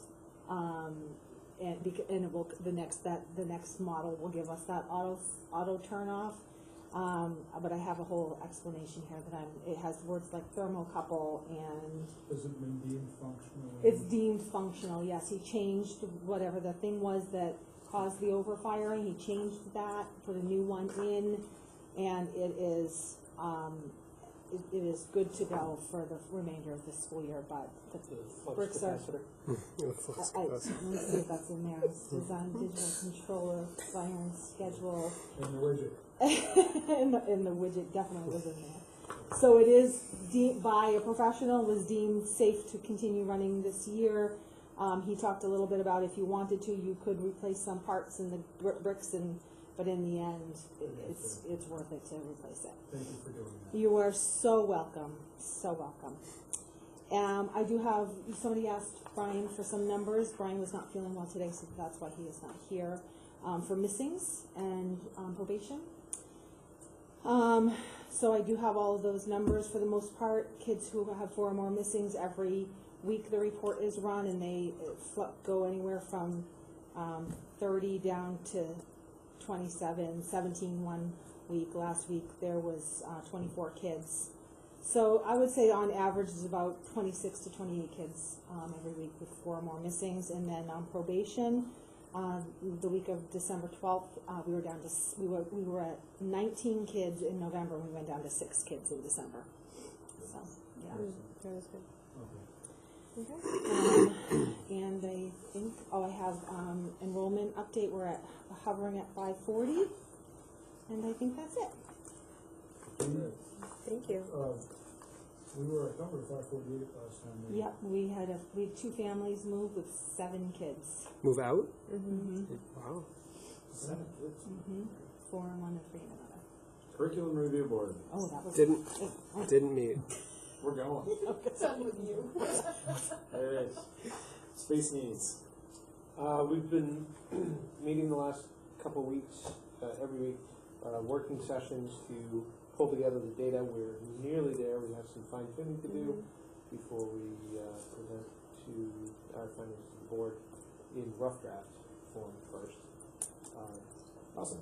So we're getting Alright, staff report not happening, MPC. The budget committee's been meeting on a weekly basis. Last week, they started the school budget and completed the school budget, as well as had the discussion in regards to the contract. January 5th is the next meeting, in which case we'll be taking up the warrant articles. And we've got some remaining business in the town, and hopefully have everything buttoned up here for the bids and the public hearings. Awesome. Policies. Do you want to deal with policies tonight? I move the table for the next meeting. Second. All in favor? Informational items. Oh yeah, Mr. Oxman.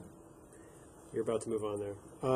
This is a fairly minor thing, but I think it has the potential to explode into a bigger thing. I was at the concert, whenever it was, Wednesday last week, and the tarps under the chairs, I feel like they're trippable. Yeah. And like they're maybe not taped down or something. And I've heard horror stories of in other school districts, somebody tripping and having major injury and school being liable. I don't know. I mean, it's a lot of work to tape them down and then, but I don't know if that's something that needs to look into what the worst case would be if, but I don't want to have somebody have a broken hip or something on us and then because we didn't tape them down. I don't know. It's a lot of, Not on the gym floor. it's a lot of work. Anything else? Okay, No. good to, they are That was it. bumping through. Yeah. Public comments. Seeing none. So no public left. Non-public session, we do need this, right? For NHRSA 91-A:32C. Take a motion to go into non-public? Yes. Yes. Nate? Oh, motion. Yes. Yes. Yes. Yes. Yes. Yes. Yes. At 9:33, we are going into non-public.